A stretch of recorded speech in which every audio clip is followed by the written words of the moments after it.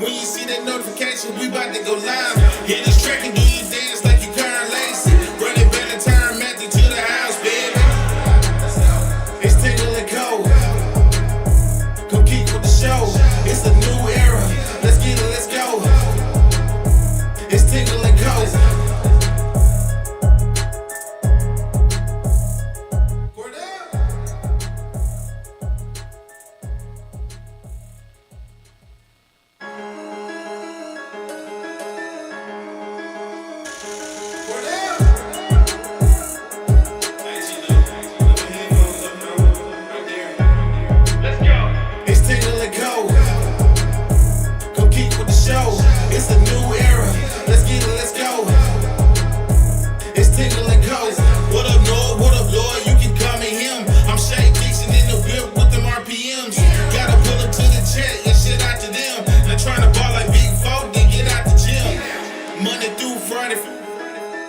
When you see that notification, we about to go live. Hit this track and do you dance like you Karen Lacey. Running Valentine Matthew to the house, baby.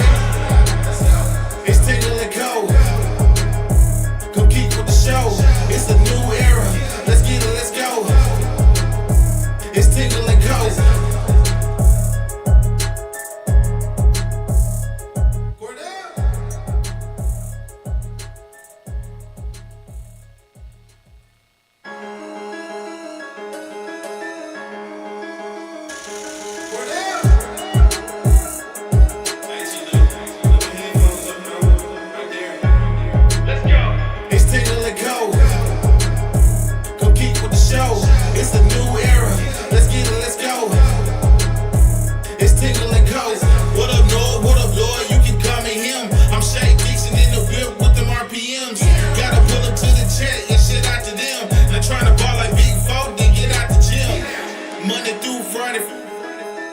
When you see that notification, we about to go live. Hit this track and do you dance like you Karen Lacey. Running Valentine Matthew to the house, baby. It's Tingle and Co. Come keep with the show. It's a new era. Let's get it, let's go. It's Tingle and Co.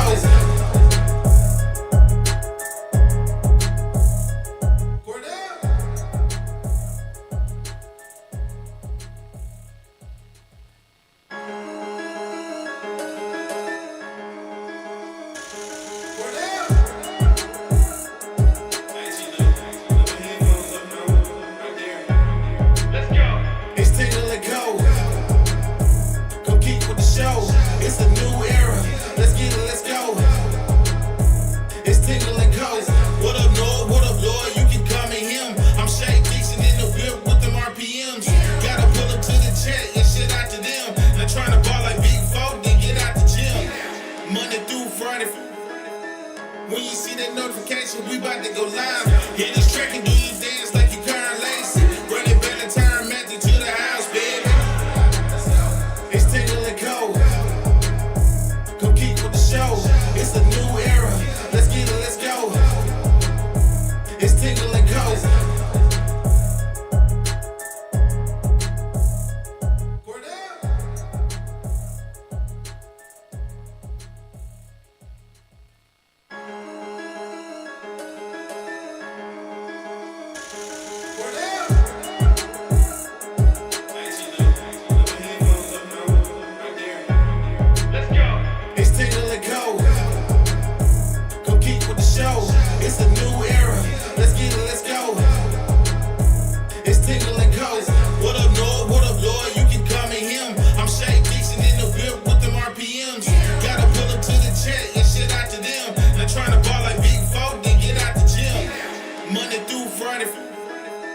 When you see that notification, we about to go live. Hit this track and do you dance like you Karen Lacey. Running Valentine Matthew to the house, baby. It's Tingle and Co. Come keep with the show. It's a new era. Let's get it, let's go. It's Tingle and Co.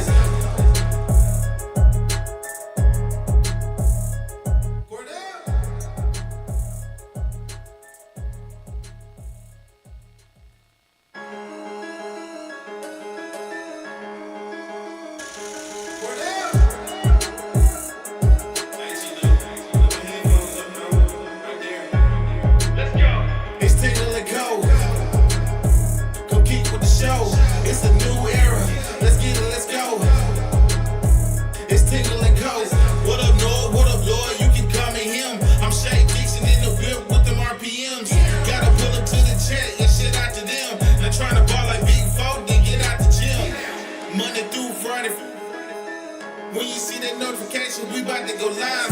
Hit this track and do you dance like you current lace. Run it back and turn Matthew to the house, baby. It's Tingle and Co. Come keep with the show. It's a new era. Let's get it, let's go.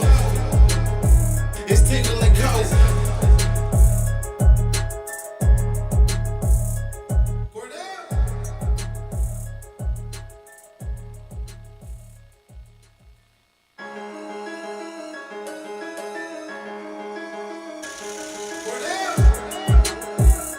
All right, good morning and welcome in here on this Thursday morning as we are live from our Southern Regional Medical Center studio. Shout out to the team here at SRMC as they take great care of us. They'll take great care of you. Baton Rouge, Lafayette, Shreveport, the three offices here in the great state of Louisiana for Southern Regional Medical Center. You see the logo right here on the folder.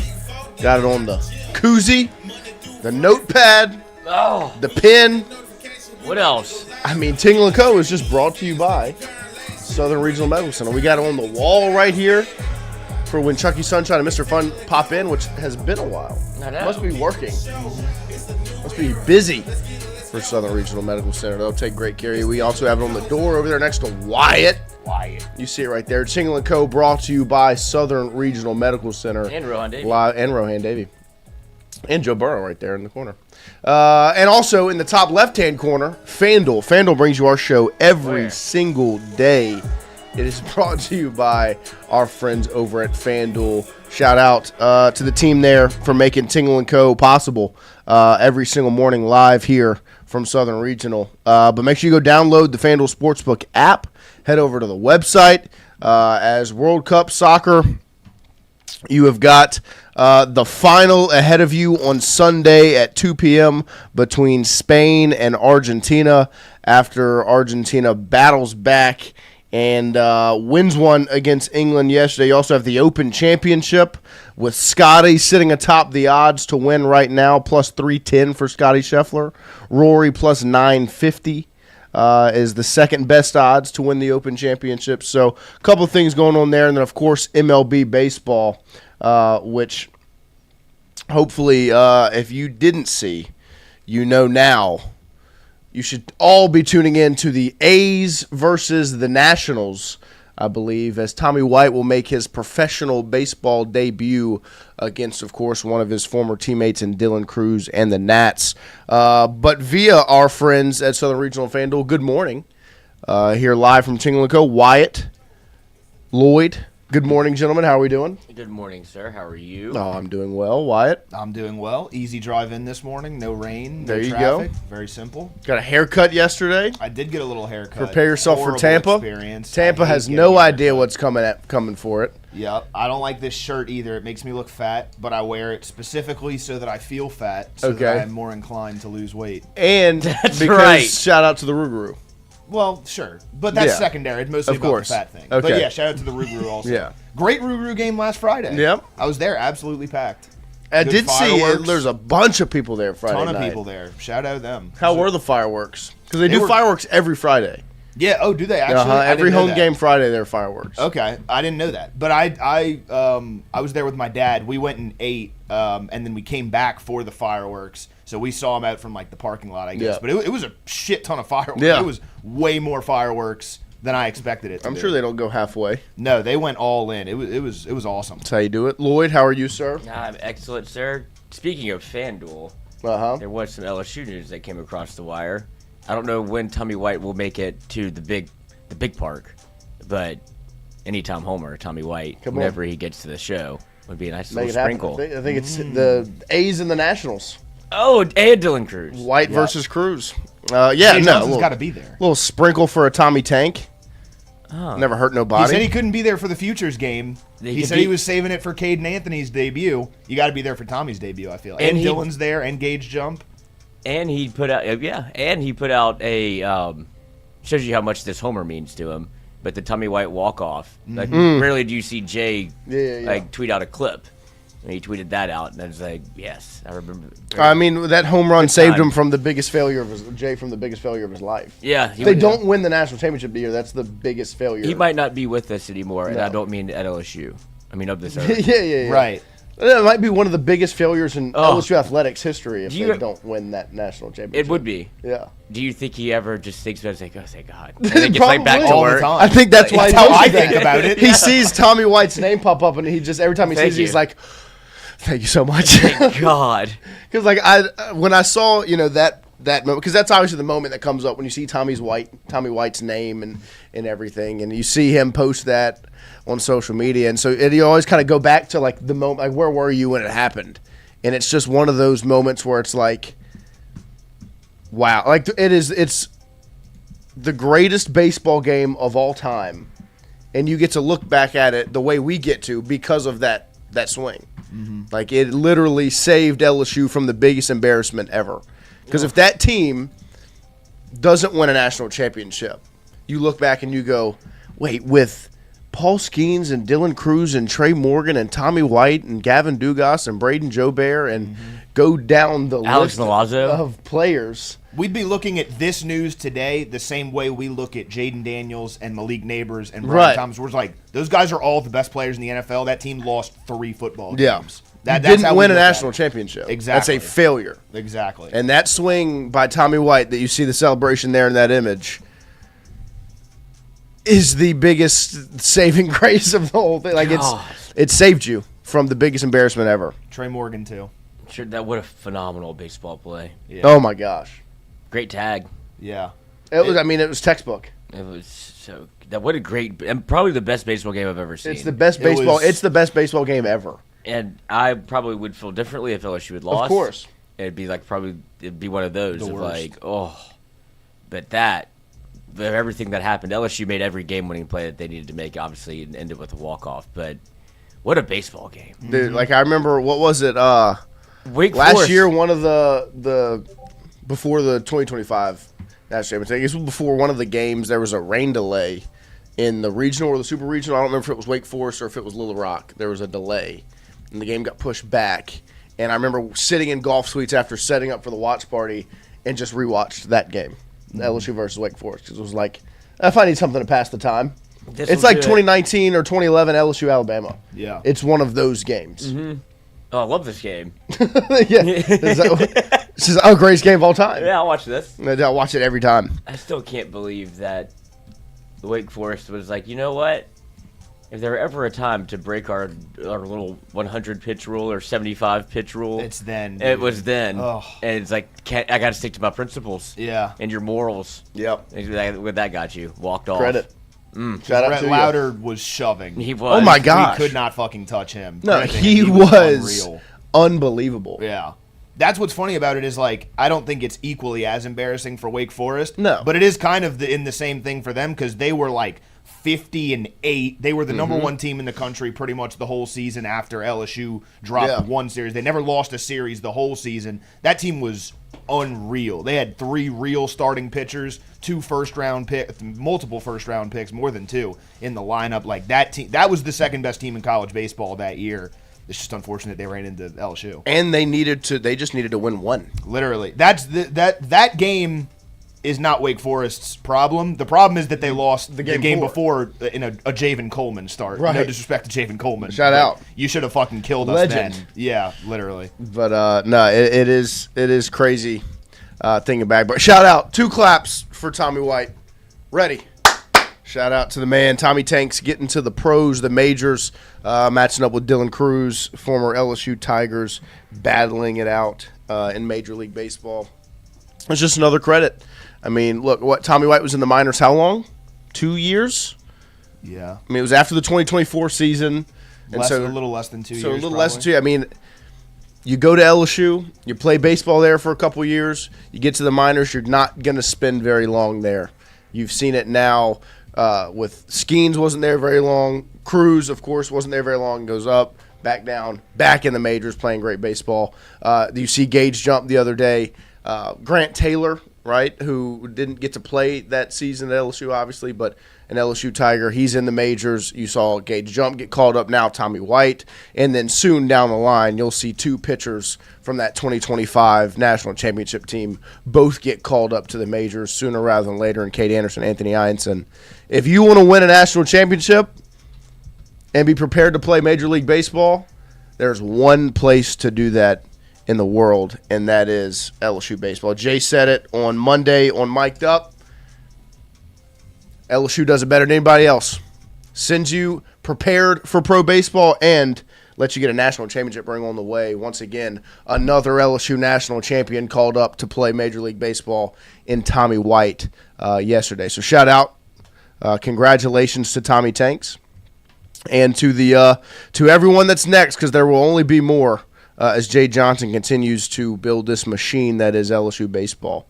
But good morning, and we appreciate everybody getting in here this morning as we are preparing. All eyes and all focuses on next week in Tampa Bay as LSU, of course, is a part of SEC Media Days. Like Jacques Doucet said yesterday, it's kind of the first introduction to football season being here. You go to SEC Media Days, you have a couple of weeks, and then fall camp starts. A couple of weeks later, it's game number 1. And so not that far away, 51 days from LSU football kicking off against Clemson. We, of course, talked about that game a bunch the other day. Wyatt, what was your 51 play for LSU football being 51 days away? Oh, nothing crazy. Just the second longest run of the night for Jaden Daniels against Florida in 2023. He had an 85-yarder before this, but he had a 51-yard rushing touchdown against Florida. Shout out Billy Napier in 2023.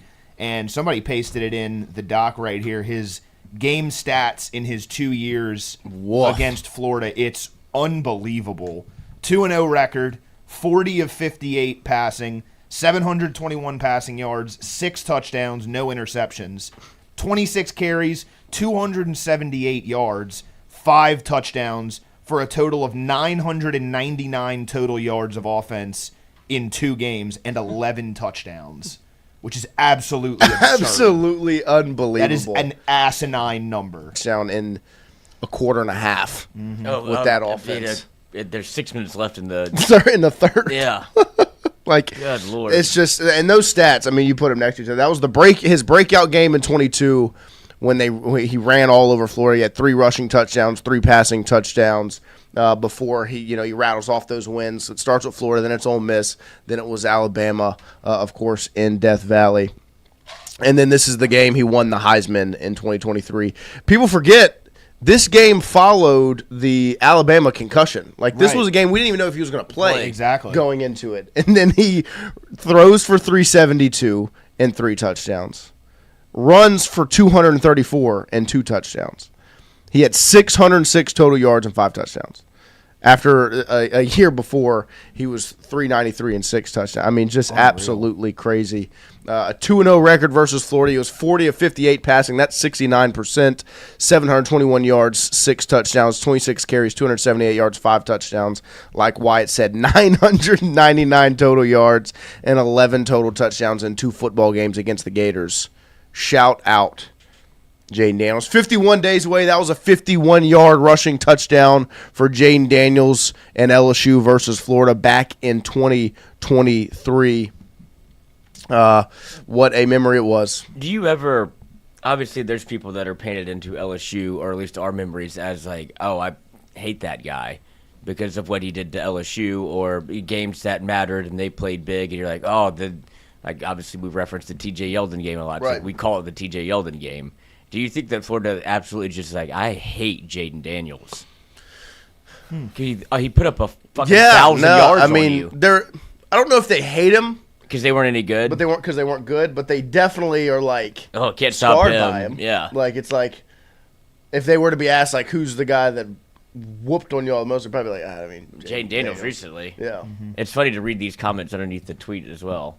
What do they say? Because, let's see, the first comment is Eliot Christ. Why isn't he discussed as a first-round talent? Jordan Reed, who I think is a scout. Mm-hmm. And, yeah, ESPN NFL draft scout. They're having quite a run, but it's 2023. Late breakout and very slight frame. Plus, he's reckless. Plus a reckless play style, but he's trending upward fast. And then, of course, Florida's just going to shit on themselves.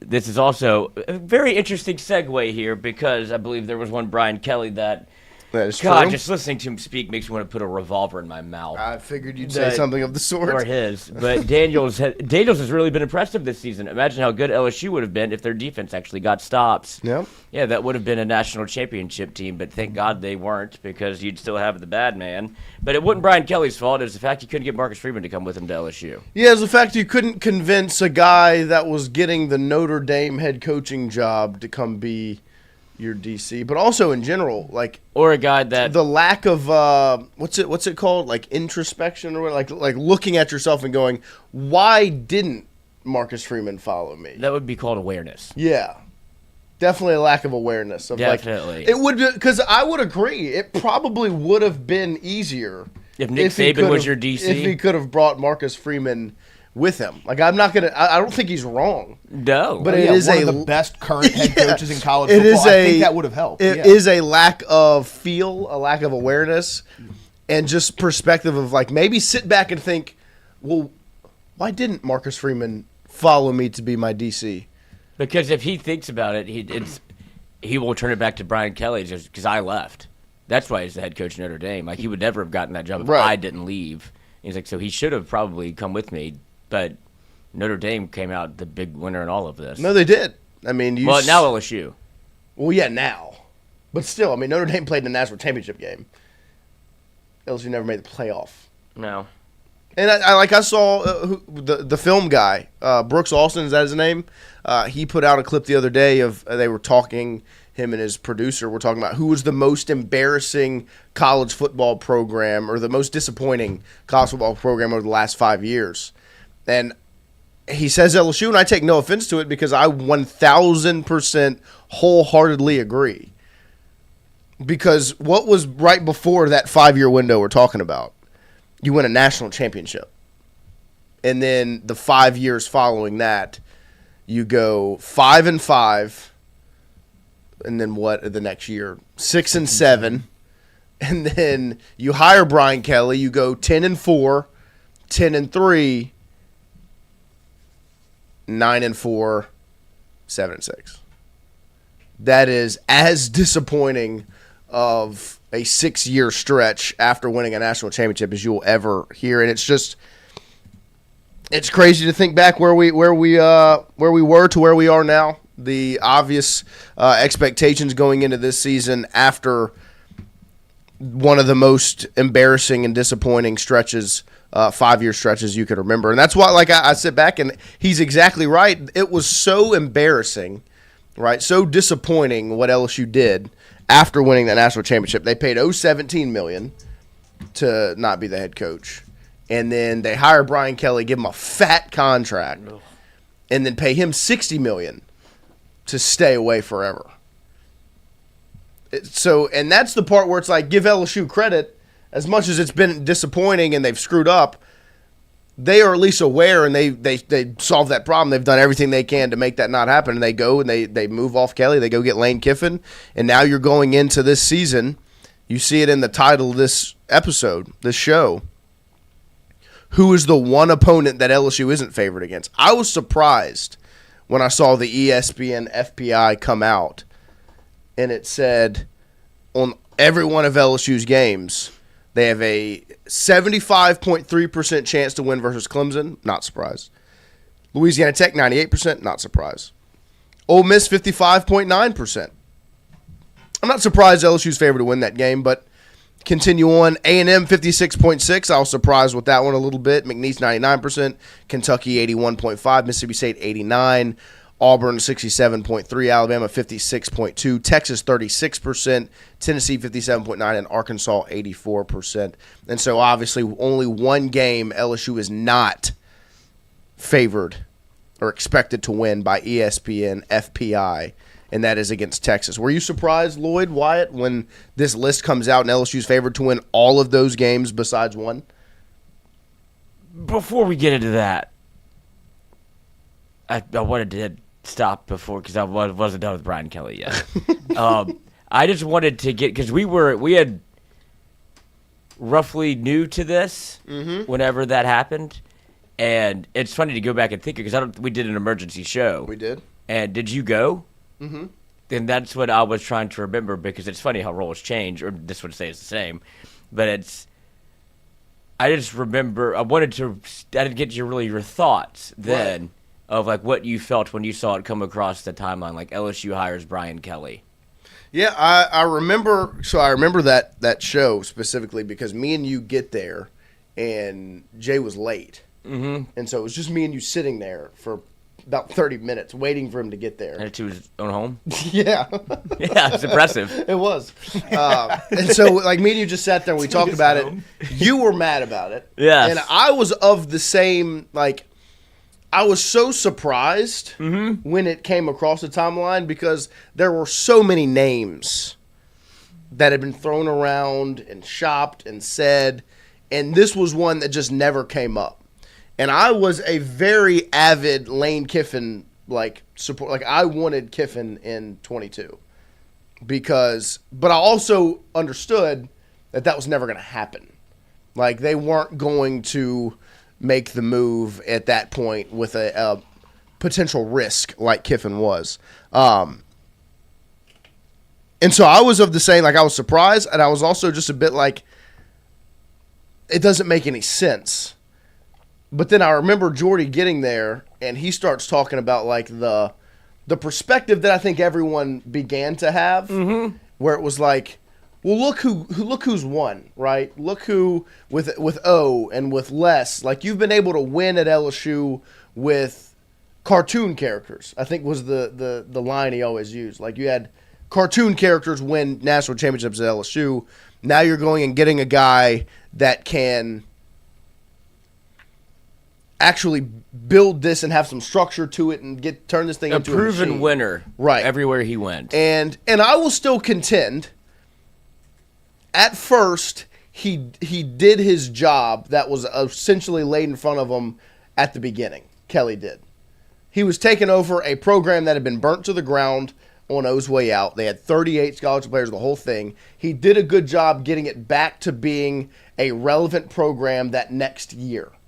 Everything after that was when the problems began. And so he did a great job building the plane back into a vehicle that could fly.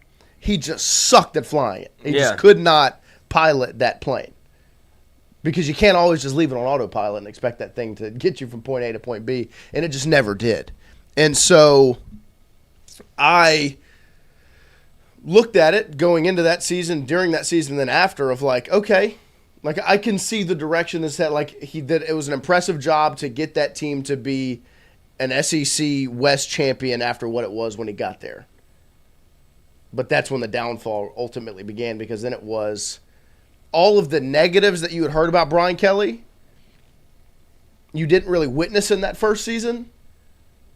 And then once that success was met year one, then you saw all of the things that the Notre Dame people tried to warn us and say, ego, selfishness, all of the things, like he doesn't care, all of those things. You didn't see those in year one, but after the fact, you sure did. And so I think in the moment, I was more surprised than anything, and then I was convinced of it, of like, okay, this makes sense. Like, I see why they're doing this. Because ultimately, like, I understand the thought process of why you go hire Brian Kelly in that moment. O was a disaster. It was the guy that if anyone was a fit, it was O. And it crumbled. And it's in a terrible place. You need somebody that's proven to be able to win, to come back here and at least build this building back into something. And as you would, I guess, put it, like you needed an adult in the room. You did. Right. And I think that's why they got him, and I think he did that job. Turns out. But then he lost sight of it all. Like, you know what I mean? Like, for a year, he was one. Like, that first season. He Benjamin Buttoned us. He was able to hold on to important O guys, get a couple of guys out of the portal, hit on some of those pieces because you had to. But then he had no plan after that. Right. No plan. Because you had no real commitment to the portal. You just had to in year one. Still don't understand how you do the hard part. And then you're like, that's good. Because he was convinced that, okay, it must be this easy then. It must be this easy every year. Like, you must be able to dip into the portal, go get 2 DBs, and it's always going to be Mekhi Gardner and Jarek Bernard-Converse. Right. Like, every time we go into the portal, it's going to be Mekhi Garner and Bernard Converse and Joe Fouché and Greg. Like, that's who you're always going to get. And that just wasn't the case. No. It's not always going to be Mekhi Wingo out of the portal. You're not always going to be able to get one of those guys. And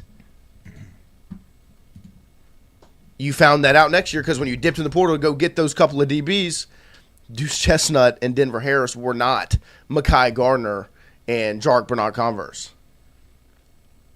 Right? And then, you go get plenty of play. Like, it never worked. Because he thought he could do it the easy way after the fact. But I just remember being convinced going into it, like, okay, I can see the vision. Right. And then year one, it works. Because, I don't think any of it, 2022 was not a disappointment. No. There was he overachieved. The opposite. Right. There was one game that, to me, the Florida State game, they should have won without a doubt. Mm-hmm. They should not have What lost a that start. game. Those other, the other losses, the Texas A&M game, yeah. they should have won as well. But, the Tennessee game. Great team. That Tennessee team was rocking. That was and you had no chance. Not a shot. From start to finish. I was there. It was just no shot. And then the Georgia game in the SEC championship. Georgia's the national champion.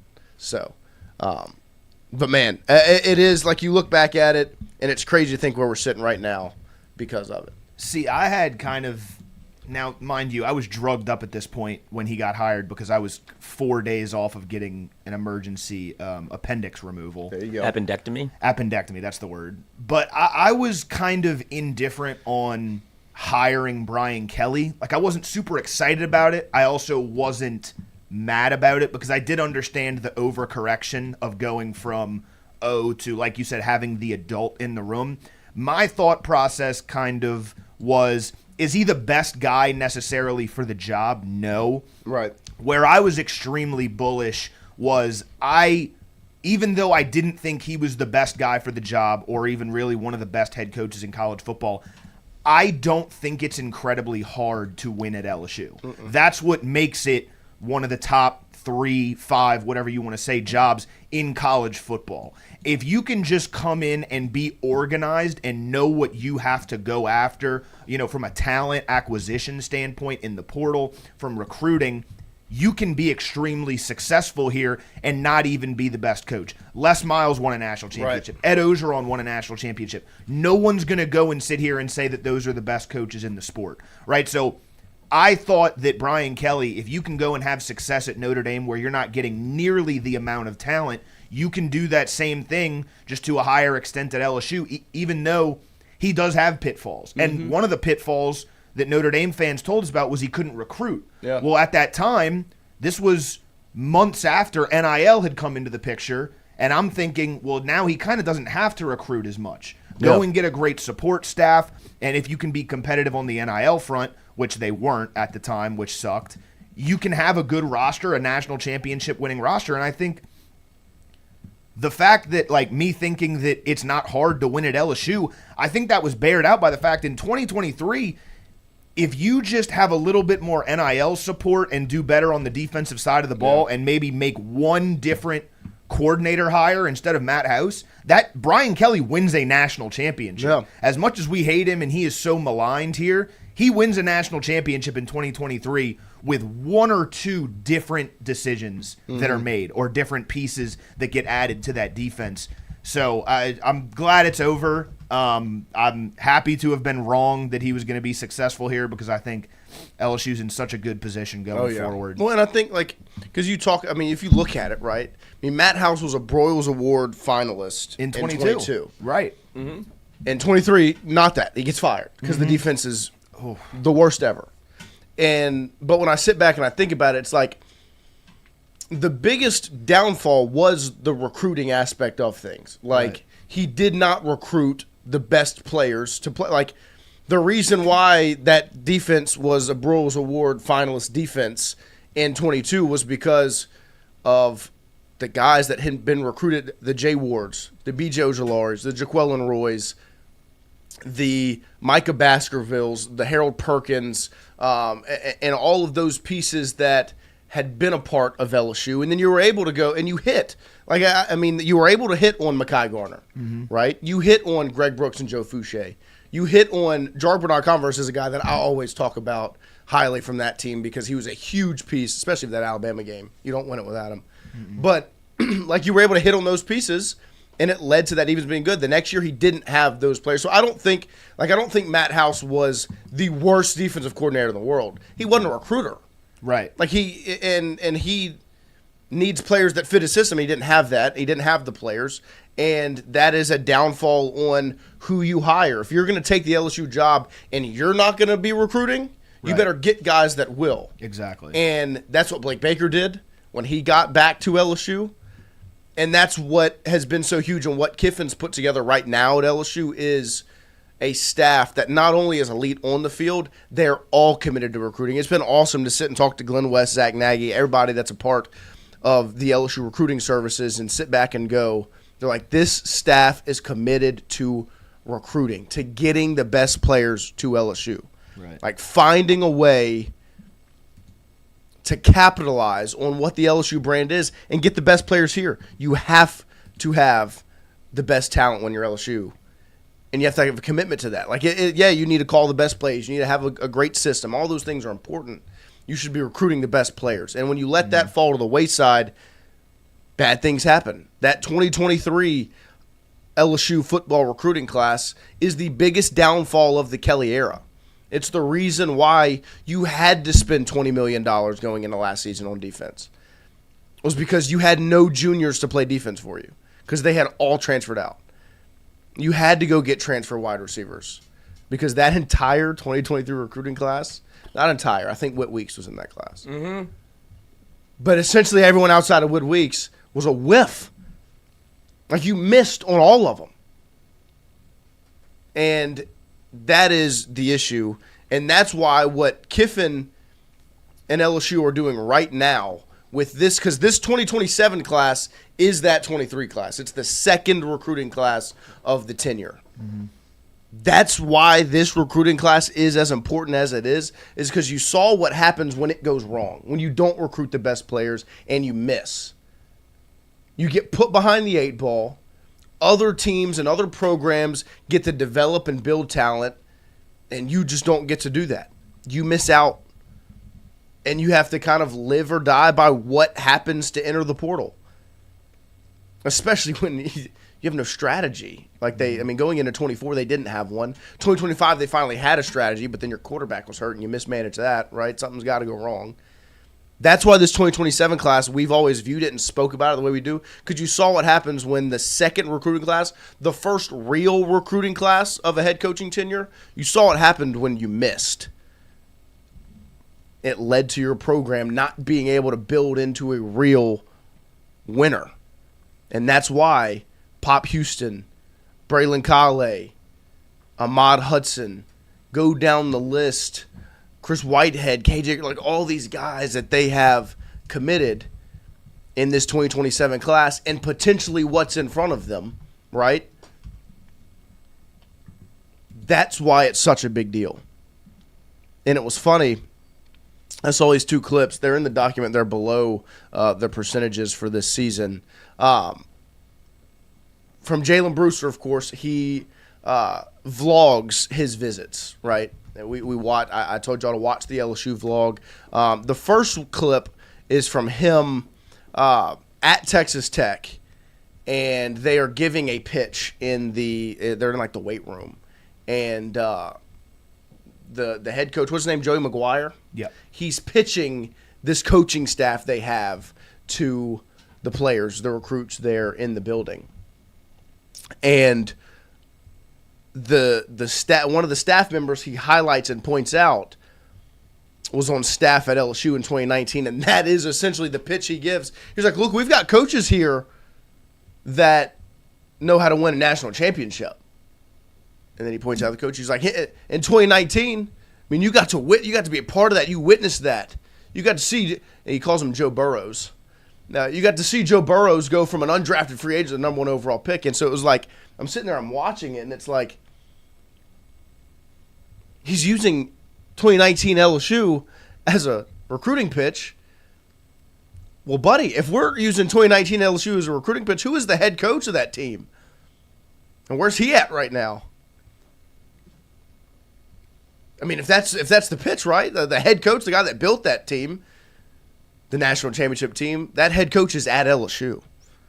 And then in one of the other clips, you can see kind of the difference in Jalen Brewster at his Texas Tech visit and his LSU visit.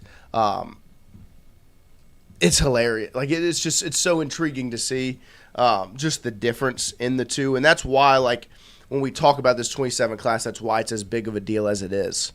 Is you have got to lay that foundation of what this program is going to be. You have to build. You have to give it heart, right? Like you had that first class, the 2026 class, that is one heck of a foundation that you've laid down. Very similar to the 2022 LSU football recruiting class. Like, those were the pillars of that tenure. You were of that class. That was Will Campbell, Emory Jones, Mason Taylor, Harold Perkins. Like, those guys are the reasons you won games for 4 years.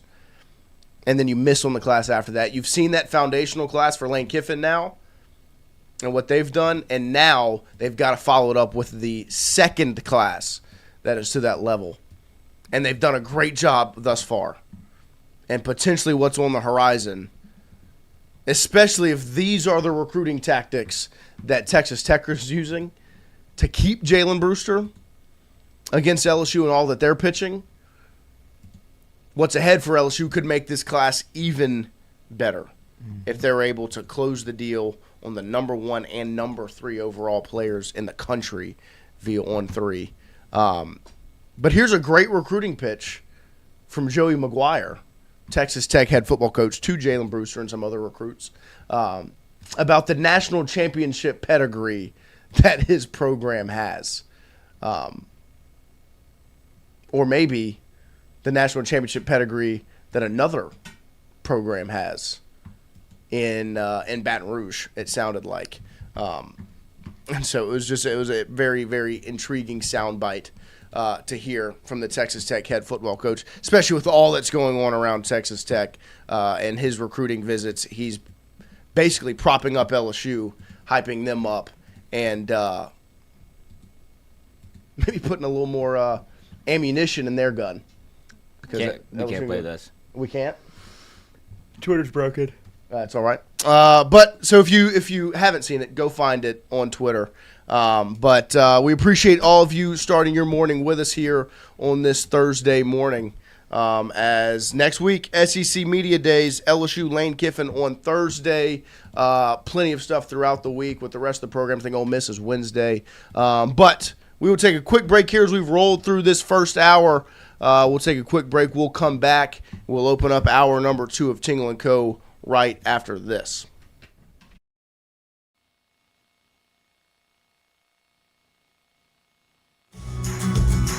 WARDO'S was created in honor of Alan Ward Granning III, fondly known by family and friends as Wardo. In 2019, the oldest brother of the tribe passed away unexpectedly. His remaining siblings and loved ones wanted to honor his memory in a special way. In 2022, Ward's family decided to combine the need for a sandwich shop in downtown Natchez with a desire to pay tribute to Ward's love of good friends, good times, and great food. Through blood, sweat, tears, and countless hours of hard work, WARDO'S was born.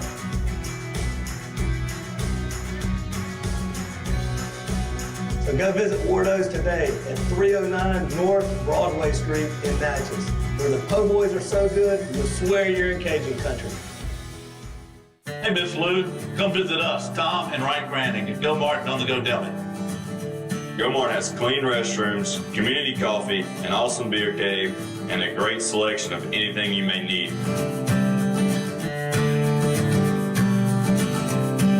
Located at the corner of Highland Boulevard and Highway 61 South in Natchez.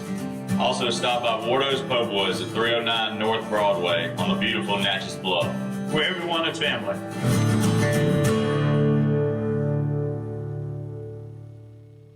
When it comes to your home, the roof over your head matters.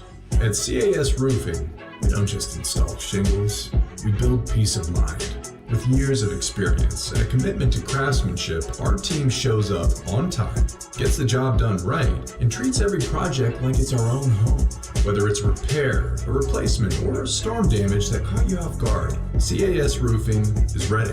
We're local, we're dependable, and we stand behind every nail, every shingle, and every promise we make.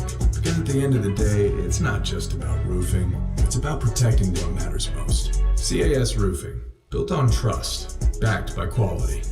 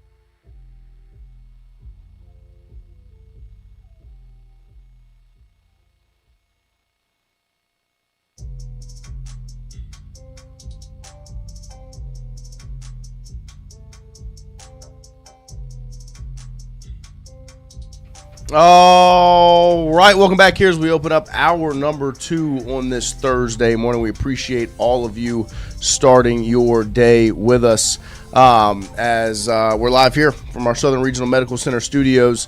Some news came out yesterday. We talked about it a little bit yesterday on the show. I wanted to touch on it a little bit this morning as Bert Jones will have his jersey retired at the Texas game. He will, of course, join Billy Cannon, Tommy Casanova, Jerry Stovall, and Charles Alexander in having their jerseys retired. The only retired number is still Billy Cannon's 20, except in EA college football. It seems like they give that to your kicker to start the game. But that number 7 jersey is retired. Bert Jones, of course, is the first All-American quarterback in LSU history. It was announced yesterday that he will have his jersey retired. The LSU Athletic Hall of Fame Committee unanimously approved Jones' jersey retirement. His number 7 jersey will be retired on November 14th when LSU hosts Texas in Tiger Stadium. It, of course, joins the Billy Cannon's number 20, Tommy Casanova's number 37, Jerry Stovall's number 21, and Charles Alexander's number 4 as retired jerseys in the football program. All retired jersey numbers are displayed on the facade in the south end zone of Tiger Stadium, and all but Cannon's number 20 are still worn by current players. Cannon has the only retired number in LSU football history for now. But I had no idea that there was anything in the works, so this is totally unsuspecting. Jones said, I've been the beneficiary of a lot of good things and received a lot of accolades and a lot of awards, but this is at the top of the list. To have my name and number hung up in Tiger Stadium where my father played, my brother played, and cousins played is special. And what's equally as special is that I will be up there with my LSU roommate, Tommy Casanova. So you see, I wonder what that room smelled like. I believe it's 3-time All-American. I believe it's Christian's apartment. I think Christian has Tommy Casanova's apartment. Oh, no. Not getting the same They're action. these days. desecrating a legacy hamper. Nice. Nice. But Jones, a native of Ruston and a starter for the Tigers from 1970 to 72, compiled a 26-6-1 mark at quarterback for LSU, leading the program to 3 bowl games and the 1970 SEC championship. During his 3 seasons at LSU, the Tigers won 9 games each year. He capped his career as the school's record holder at the time for passing yards with 3,255, touchdown passes with 28, attempts with 418, and completions 220. And in 1972, Jones became the first quarterback in LSU history to top the 3,000-yard mark for passing yards in a career. He also set the school mark for passing yards in a game with 242 versus Alabama. Yeah, something about passing performances against Alabama. Because then Rowe followed that up with 550 yards versus Alabama. And passing yards in a season with 1,446 in 1972. His 14 passing touchdowns in 1972 was a school record, and he became the 6th player in program's history to pass for 3 touchdowns in a game, doing it 3 times versus Auburn, A&M, and Tulane. So there you go. And then after that 72 season, when they go 9-2-1, he became the first player in LSU history to earn first-team All-America honors as a quarterback, and he finished 4th in Heisman Trophy voting that year. Congratulations to the Ruston Rifle, Bert Jones, who will join Billy Cannon, Tommy Casanova, Jerry Stovall, and Charles Alexander's numbers to be up on the facade in the south end zone of Tiger Stadium. 7 claps. Ready. Shout out to him as Bert Jones Jersey retired. But yes, there is the official the answer on the way the jersey numbers and jersey retiring and all that. So they have all of those numbers up on in the rafters. But only one number right now officially is retired and not being worn. So Charles Alexander's 4, Stovall's 21, Casanova's 37, and Bert Jones 7, of course. You can see it here behind me. Can obviously still be worn on the field by many players. The only one that's not being worn is 20, followed by number 9, which to me makes it seem like they've set the precedent on what you have to do to have your jersey number retired and not worn again. I know you're not the biggest fan of not wearing a number again, but it seems like the precedent is if you win a national championship and you win a Heisman, you'll get your statue and nobody will ever wear that number again because nobody's worn 9 since 2019. Yeah, and nobody ever will. Yeah, that's very fair to have the standard of if we're going to retire your number, you have to win a Heisman and a national championship. Yeah. I think that's fine. I mean, what more can you do? Yeah, exactly. Like you can't. There's nothing else. Do it twice. Right. I mean, right. No, yeah. The Joe Burrow thing, 9's going to be retired. It already is pseudo-retired. They just haven't had the ceremony yet. And I feel like and I feel like this could come off wrong because I don't think that's why they're retiring these numbers, but you've seen it begin to pick up where last year they retired Charles Alexander. They're starting to give the flowers because they know, they don't want to come across like, oh, we'll just skip through all that. We'll just go straight to putting number 9 up next. Mm-hmm. There are obviously boxes you have to check, and these guys are legends. Bert Jones, Charles Alexander last year, they're legends that deserve to have their name up in Tiger Stadium because it's not possible. There are more that follow. Kevin Falk, Glenn Dorsey, those names deserve to be up in Tiger Stadium.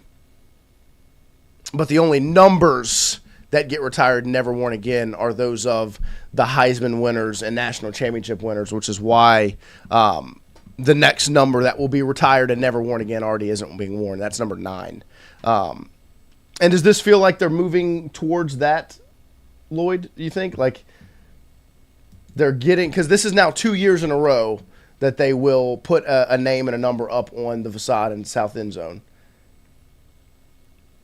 And at some point 9 is obviously going to be announced. Do you feel like they're trying to go through and make sure they have their ducks in a row before they put the number everyone knows is going up there? Well, sure. Because I do think you need to, and that's even in the case of Bert Jones, it's almost disrespectful to go straight from Bert Jones getting his number retired and putting the Raptors when are they going to do Joe Burrow? Right. It's right. that you. I know that everybody wants to sprint to the conclusion of this, but you do need to realize like what happened before you to get to right, because there's like I'm sure Brian Burgess at one point was like Bert Jones is my favorite player. Like I've never seen anybody better. Shout out. And like the same for like people that grew up watching Bert Jones play, where he's like there's people that are Bert Jones fans that were when you get drafted to the Colts that are. I'm a fan of the Colts because of Bert Jones. It's the same thing that we do whenever an LSU player plays well, goes to the NFL. It's like, I'm a Bengals fan. Yeah, I'm gonna go watch the Cardinals with Patrick Peterson and Tyrann Mathieu. Like that's the litmus test of if you made an impact or not, really on an indelible fan base. But I do wonder at what are the stipulations for this? Yeah, because obviously Billy Cannon, that's not up for debate as to what you get you a statue. Like that's what I think. Like that's that conversation. Like Joe Burrow's the statue conversation. Yeah, those two are the statue, and you don't wear their numbers again. Because if you're like Casanova's obviously a no doubter, Stovall's a no doubter, Charles Alexander's a no doubter. Bert Jones is interesting for me because I wasn't aware of what he did. Course. Like I'd heard of I've met Charles Alexander. I know the lore. Bert Jones. It just feels like LSU quarterback play isn't really held in that high of regard.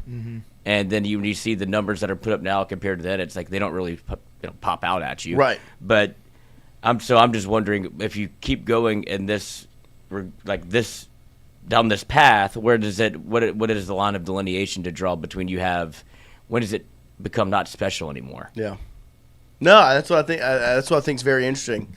And we'll see the numbers that continue. But I think it is of course. Congratulations to Bert Jones. It's well-deserved for all of these guys to have their names up there. But it is, when you are a storied program like LSU is, and you have as many players that have these accomplishments as LSU does, you can't put everybody's name up there, right? And that's one of the conversations that comes up. I think Bert Jones is very much well-deserving. The first All-American quarterback in LSU history. And obviously it was at his time, record-setting, record-breaking. It was 242 was the record for passing yards in a game then. That's obviously nothing now. But he's second overall pick and won MVP in the NFL. But that's what I'm like. I don't. This isn't necessarily. So they're clearly he won 9 games 3 times. Didn't win an SEC championship, but went to one. Didn't win a national championship. So I'm just wondering if it's like personal accolades. Is it that he was the first LSU quarterback to be an All-American?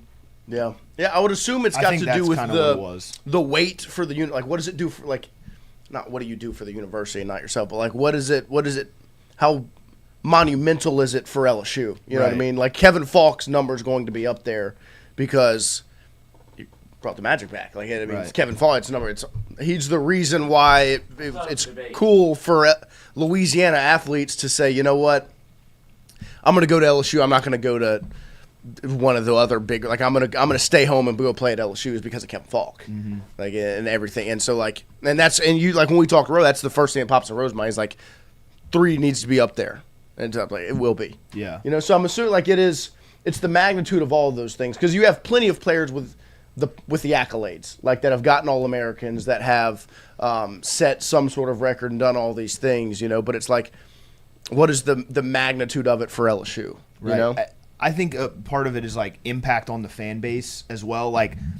My generation and your generation too, kind of we were influenced Patrick Peterson, Tyrann Mathieu. Those are the guys growing up that you're unbelievable. And I wasn't alive when Bert Jones was playing, but my grandpa, I vividly remember, in the when they gave 7 to Fournette. Yeah. Right. And it's it becomes this conversation of well, who's the best 7? Yeah. And my grandpa, when I think of 7, I think of Bert Jones. And my grandpa is one of the biggest LSU fans I've ever met, lived in Tiger Stadium in the dorm at a certain point, and he would always talk about Bert Jones and how much of an impact he had, almost to the point, the same kind of way we talk about Tyrann Mathieu. Right. You know what I mean? I don't know if he was the same age range as we were at that time, but that's the kind of impact he had on that generation. So I completely understand doing it. I'm very, very happy for him and his family, and I think this is the right call. It is.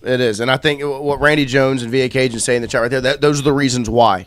He was the only All-American QB before Burrow and Daniels, and Bert Jones put LSU into the national spotlight once again, after, you obviously have Cannon in the late 50s, then you're back in the national spotlight there, win the SEC championship in 70 and during Bert Jones' career. So it's the magnitude of that career for LSU, and that career for Bert Jones puts them back in the spotlight there in the early 70s.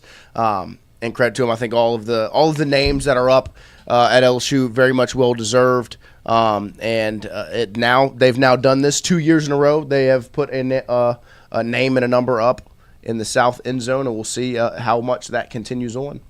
Who's next? I don't know.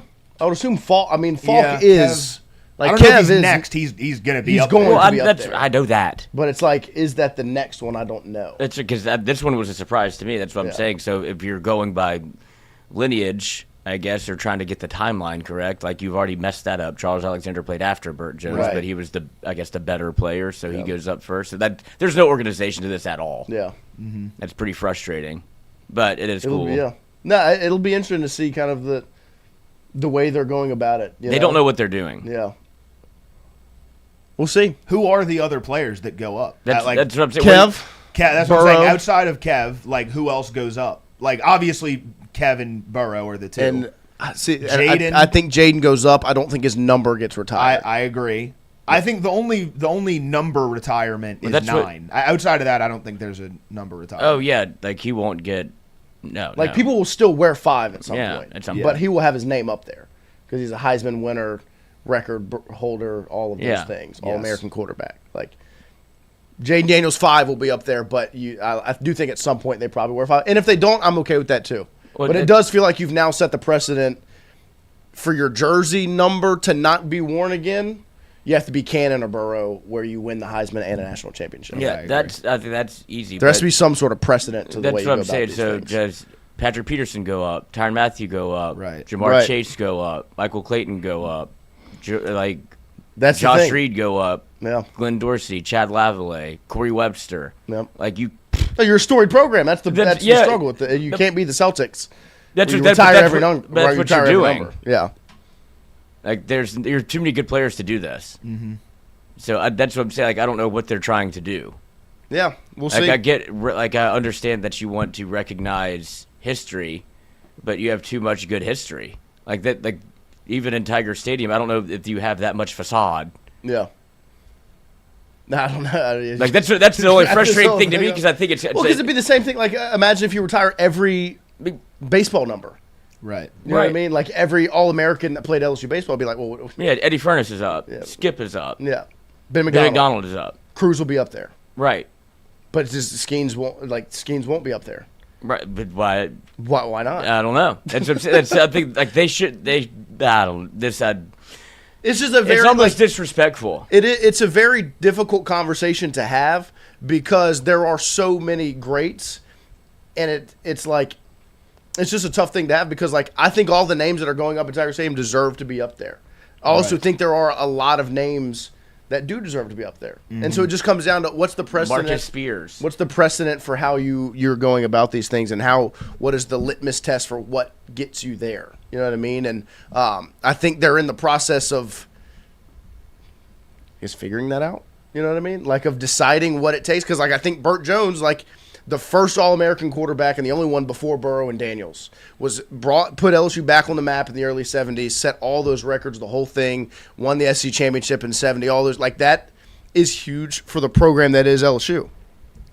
And the hard part of this now is, like, when you have names that are up there, you have to you don't have to, but, like, the fan base is going to compare players to those names and be like, Bert Jones, you're going to tell me that Jamar Chase isn't better than Bert Jones or wasn't had a more impact at LSU? And you can do that for 10, 15, 20 other guys. Yeah. And that's where that's where it's a weird situation where it's like Andrew Messina, Kevin Mawai, like there's Andrew Whitworth, like there's so many good players, and you're kind of putting yourself in a weird position now.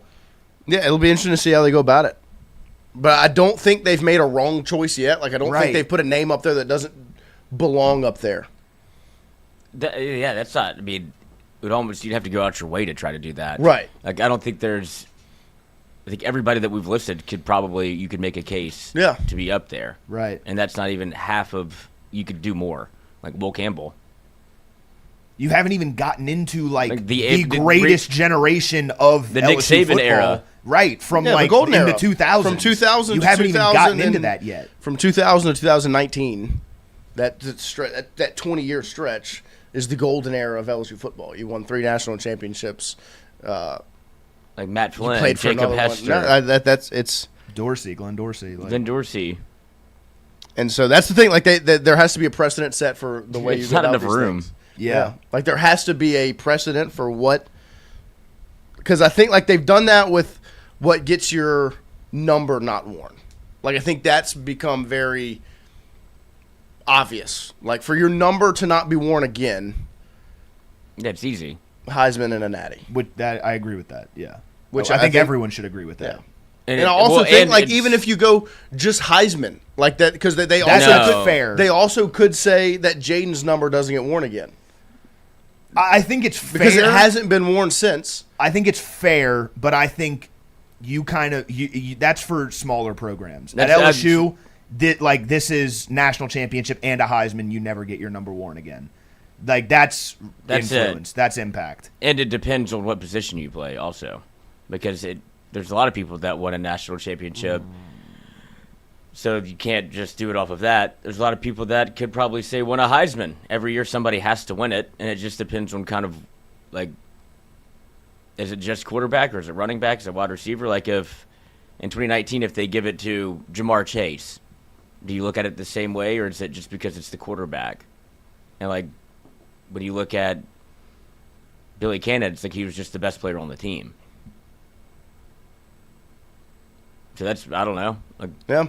if it's like a defensive Heisman, like it could happen, or I just don't know if it's like the best player on the team that won a national championship, but it has to be the Heisman with the national championship and doesn't matter position.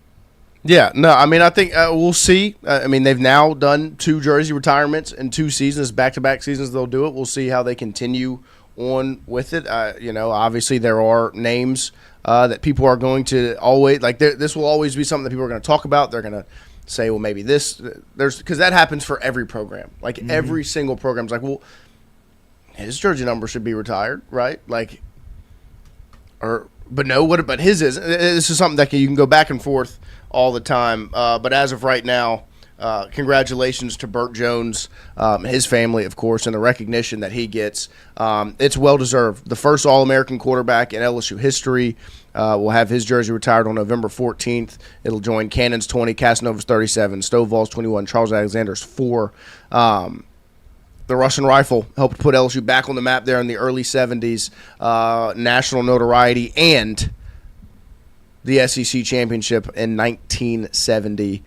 Huge for the program that we all know and love to this day.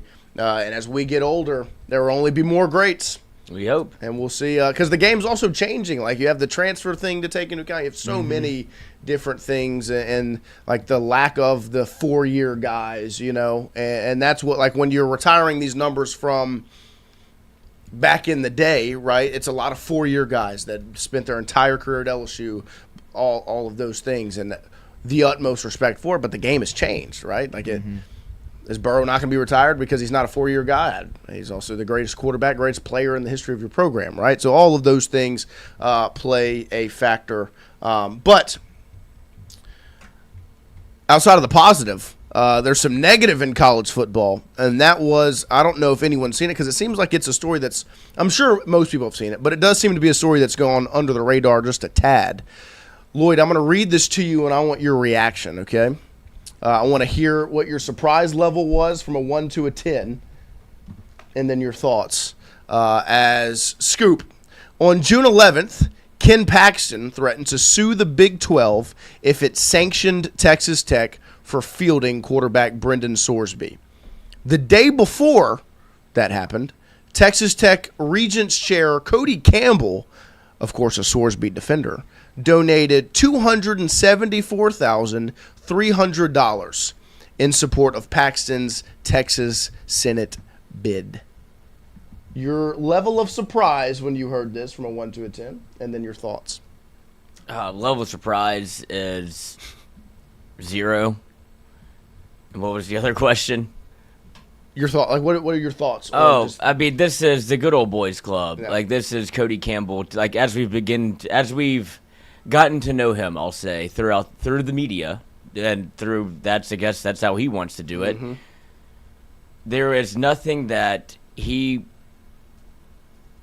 just rich white man syndrome. There's nothing that he thinks he can't do to be able to get what he wants his way, and there's no amount of money that he won't pay to be able to do it. I would imagine this is illegal. I'd imagine it's collusion, and I imagine also that nothing will happen.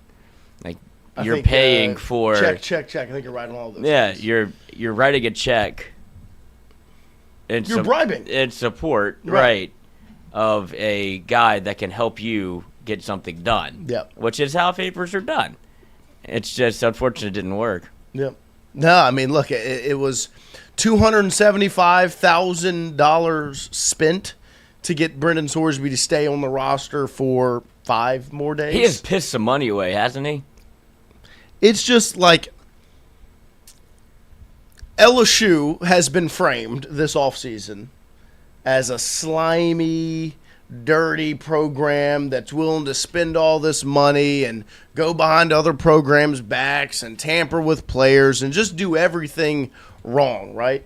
Like, not just from a football standpoint, but just in general. With Will Wade, with Lane Kiffin, all, like, LSU's the villain. And on display right here in front of us, you see, like, one of the slimiest things you can do in the sport, which is bribe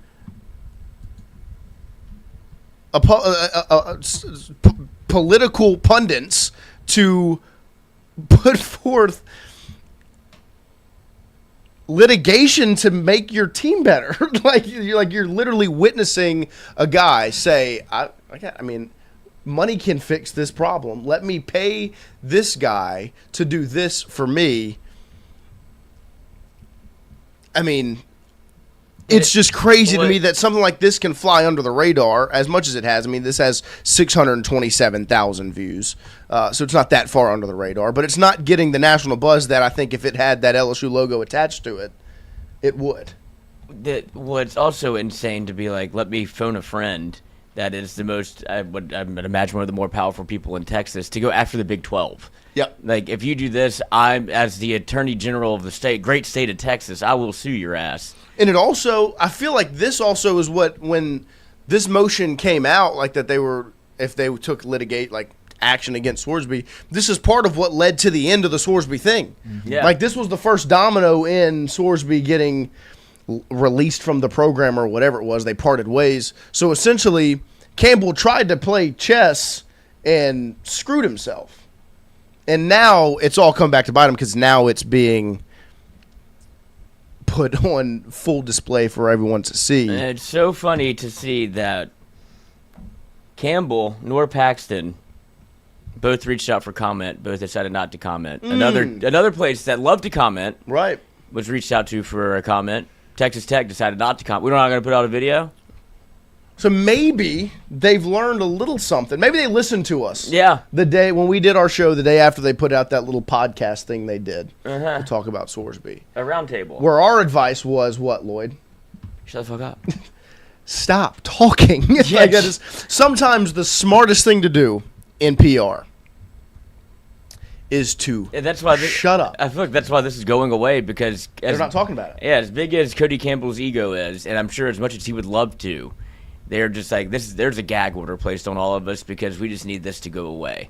And until, like, who's going to try to bring the Attorney General of Texas to court? You know, like, this will just go away, but they just need to get across the finish line of, we don't need to talk about this at all. Right. Because in the end of the day, nothing happened. But but it does show you how football works. It shows you how things get done. Yeah. And I'm sure Louisiana isn't, like, you know. And that's not the high horse that I'm trying to take. Me here, either. Louisiana's not. Because, look, they're having I'm stoneless. meeting with the 40 biggest donors at the governor's mansion, right? Mm-hmm. Like, I don't want to sit back and go, because I'm not saying that there's anything specific going on, but, like, I'm not saying that Louisiana's never been involved in the political side of football, because if anything, they've been involved in it quite a lot. And also, Louisiana learned a little bit from that aspect of sometimes you just need to not talk. Mm-hmm. Because when LSU was talking, or the state of Louisiana was talking for a period of time, it was like, okay, we maybe need to stop saying some things. And they figured that out, and things have gone pretty smoothly since. And so this is just a representation of the dirty underbelly that is college athletics. All of these things, politics, it's all intertwined. And that's why I think it's crazy that a guy like Cody Campbell stands on his soapbox and says, I'm here to protect and save college athletics. I want to do what's best for college athletics. And then on the same token is doing this, is paying Ken Paxton the day before he threatens to sue the Big 12 if they sanction Brennan Sorsby. And it's also another representation of, like, what happens when you've never been there before. Because my take was, look, you're Texas Tech. You can pocket that $275,000, keep it, hold on to it, maybe even invest it, and it'll turn into more money. Let Sorsby go, right? Don't do any more PR for, like, just let Sorsby go. Let him handle his situation. Maybe be middle of the pack overall, still win the Big 12 this year because you have that good of a roster, and then just spend the money again next offseason because you have it. Like, act like you're a big-time football program, but they're not. They can't do it. The trappings of success are hard to ignore when you've never had it before. Yeah. Because, like, they were setting this thing up. We're going to win the national championship, right? And then once you have that idea in your head, same thing with. I mean, but I still think they would make they could make the playoff without Sorsby. Yeah, because you're in the Big 12. Then you do what every other college fan base does that loses at the end of the day. Right. Well, if we would have had our quarterback, it's just the game that you get to play. Excuse. Yeah, it's the game you get to, like, oh, we got hosed. Built-in excuse. But instead, they just made a mockery of their own program. And you begged and cried and pleaded. And $275 could probably get you something in the portal. Something. But I'm saying you could even invest that, and maybe it'll become $500,000. He tried to invest it into a sunk cost. Bad stock. He's throwing money away. Cody Campbell has donated more than $25 million to Texas Tech that we know about. Yeah. And this $275,000 doesn't count into that. That doesn't count. Well, it doesn't count to him either. Apparently. Right, that's donating it to somebody else. Apparently. College athletics, man, 2026. Welcome to it. Or you could do it the right way. And? Do a deal with Nike. There you go. You could. And look awesome.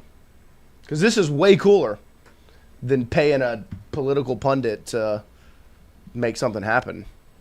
So these are all of the players that are officially hashtag Team Nike athletes. Trey Green, Jordan Seaton, DJ Pickett, that's all right.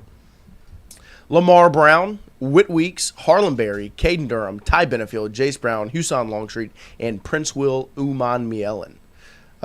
Looks like a lot of playmakers on that list there. A lot of guys that are going to be making a lot of plays. Looks like a good investment by Nike because your Nike athletes will be your star tight end, your star offensive lineman, your star cornerback, the number one player coming out of high school to play defensive line for you, your star linebacker, your two best running backs, your star safety, your number one wide receiver going into the season, your backup quarterback. Mm-hmm, that's what I was going to point out. Very intriguing. Mm-hmm. And then your best edge rusher. Because you don't have your starting quarterback. Yep. He's making enough.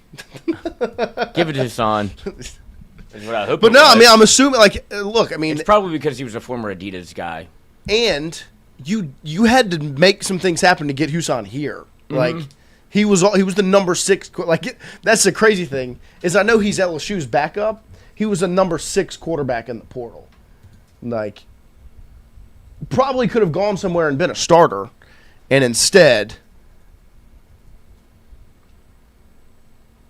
he's at LSU to be the backup. Mm-hmm. We can get you a Nike deal. We'll get you a Nike deal. We'll take care of you. I mean, like, that's the thing. Like, they have – you go get Levitt. I'm sure they have plenty of things in motion to make him well paid for. I mean, look at who's like – No, I mean, there's one guy on here that's not going to be a starter. Right. Well, and I was just looking at the transfers, like Seaton, Nike deal. Yep. Like, this is what was promised, I would imagine. You're going to be a part of our Nike deal. Ty Benefield, Jace Brown, Husan, and Prince Will are all transfers. Yep. And then other than that, it's just your best players on your team. It's your best players. but that you also probably had to convince not to leave. Yeah. Yeah. Like, Yeah. Trades, Pickett, Durham went in the portal. Barry, like, you had to make some things happen to keep this roster together. Nike. Check. That would be cool. Checkmate. Of course. It's I'm sponsored by Nike now. right. Perfect. Because this does go, but probably goes away if you're not at LSU.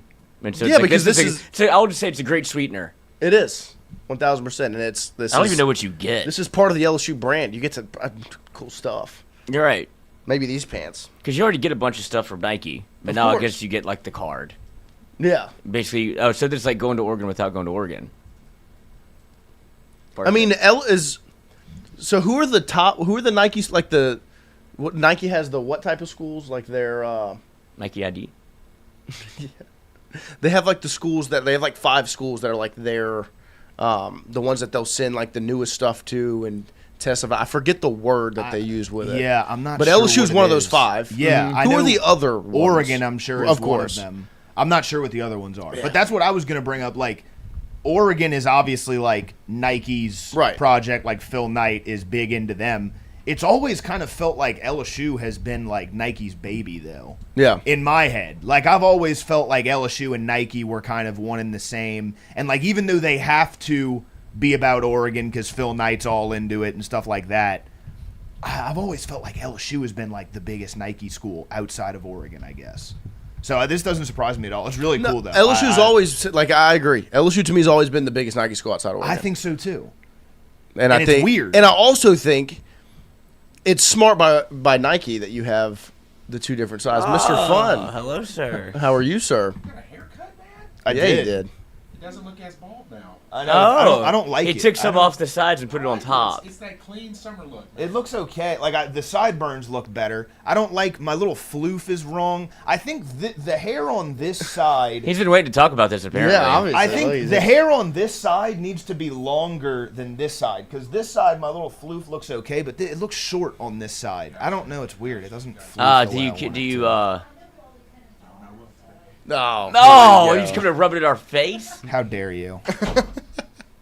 I didn't know you felt so strongly about your hair. I think about it every time I get one. Nice. I guess they're just calling these the football powerhouse, but like you could kind of it's the Blue Ribbon Elite. Yes, it's the NIL program. That's it. Yeah. Ohio State, Alabama, Texas, Georgia, Oregon, Clemson, and it was Oklahoma, Florida, and USC. But now Oklahoma is Jordan, Florida is Jordan. Yep.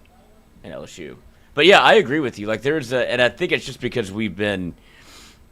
I think there's like certainly a validity to what you're saying about the partnership with Nike for LSU because they like the pro combats and it feels like whenever something new came out, LSU was always like grandfathered in there. And it's like I don't understand why, but I'm not mad about it. No, it's awesome. Well, and I respect it because like they do one thing with Oregon where it's like we try to get as fancy and as crazy and wild as possible, but we also on this end with LSU, classic, clean, recognizable. Like it's 2 different things that are like 2 different ends of the spectrum, but both are like one is speak power of Nike. Right. It is Nike if you want to sponsor. Yeah, it's Nike and Co. Mm-hmm. But it is funny to see like because a lot of these are like staples of the. It feels like of the uniform kingdom, like Ohio State. Yes. You can even throw that's probably Ohio State, Alabama, Texas. Yep. And Georgia. Like, they're the cleanest, probably the simplest. Penn State would have probably been in there at some point, but they left. But, like, those types of uniforms, it seems like the ones that are, like, these are very marketable, and they want us to do cool shit with them. Yeah. Right. I wouldn't even put Georgia in there, really. Me either. But I like Texas, Ohio State, Oregon, LSU, absolutely. And even Alabama, from like a Nike standpoint, I don't know that I'd put them in there, but they're on the cusp. But it is, it's weird. No, I think outside of Oregon's LSU is the most recognizable Nike school. I think so too, and I agree. Where and it's I know like, I'm biased, and I know 100%. I'm biased. It's like LSU's the school that I watch the most, of course, but it's just like I don't know. It just is. Oh, bless you. Also, this is the helmet Bert Jones wore. Mm-hmm. Yeah, I noticed. Saw it on the picture. I was like, oh, I have that on the desk. Shout out Bert Jones. Is that actually his? I don't think so. Do you think that's the spec? What do you mean? No. Like, do you think that's the one that they actually wore? No. No. How do you That's know? a shell helmet. Maybe, but I mean, look at that. Like, let me read the interior. They should do a throwback and wear that. Rydell helmet suspension. What if they wear that against Texas whenever they retire his number? Seven- I wouldn't do it against 3/8. Texas, but it would be very cool. Authentic vintage reproduction. Okay, historic good. helmets incorporated. Yeah. That would be scary if that's what you were wearing. I don't like a gray face mask, but everything else about the helmet is gorgeous. People like the gray Definitely face mask. cannot I'm not a big fit gray this face on my mask head. guy. No, just when they. You when, probably could, Lloyd. This could probably fit on your head. Yeah, you have a thin head. Thinner recently, since you're a absolute You specimen. are burning weight. what makes you say that? It's not physically possible. Not physically Oh, possible yeah. if you could be so slim over there. I did put on a little striptease for the Oh. private YouTube. You did. That is true. Yeah, do we have that still? Just to show. We do still own it. Good. We It do is still possess terrifying. it. Oh, also, plenty of new equipment I purchased yesterday. It's in my bag. Look here, I'll show you. For the trip to Tampa. For the trip to Tampa. Excited. Somebody say something. I can't Oh. wait to. What's. I can't wait to get some airport food. That's my favorite part. Oh, see, no, you have to. That's it. That's blast day. No, I'm thinking I'm gonna blast on Sunday. Yeah, so you Before won't. we go. That's what I'm doing too. Got more of Okay. these clip-on mics. Oh, nice. Oh, you did get Oh, it. I love a microphone. You can just slide it right in there. So remember how we said Christian's going to have a fourth one that he's going to have to take off and give to a guest? I was like, Christian should just hold this one. Somebody comes up, boom. Yeah. Hold this. That's good. professional. With us three all clipped on. That's good. You see what I'm saying? I do like Pick it up that. what I'm putting down? Yeah. Rule number 1, Christian, don't let them take the microphone from you. Hell yeah. Oh. Oh. Why, you have anything to say? Let's see, what else did I get? But got more of these mics, so we have 4 of them now. Look at us. Kind of professional. I'm waiting with bated breath to see how we capitalize on this. Yes. This one me and Lloyd have talked about for 2 years now. a year. Show it to the camera. Let me This just one. Oh, that one looks crazy. make it dance. Oh, Yeah. wow. Zerp, zerp, zerp. English. That is really cool. It's touchscreen. I'm gonna have to activate it, but We'll be getting content from Tampa. And the hotel we're staying at is unbelievable. Is it really? And we're going to go swimming out the window. Oh, I can't wait to take a shit. Oh, aquadump? I love pooping in a nice bathroom. That's like one of my favorite things. It's him and Chrissy together? We have to let the chat decide, I the think. chat needs to tell Well, us. after he just said that, I'm not. I'll go in whoever is You in just the go opposite downstairs. room. No. Yeah, I'll go in whoever's that's in the always the opposite move. room. But I'll yeah, drop an chat, upper decker. Please, chat, let us know what our rooming arrangements should be in Tampa. We Yeah. have 2 rooms, We've Each with- never had this problem before, each Right. with 2 queen beds. Yeah. which is crazy. I would love to know who is everybody excited to talk to outside of the LSU and Ole Miss players. Pete Golding. Could be a team. It could be a specific player or a coach. Paul Feinbaum. That's a good one. That's a good answer.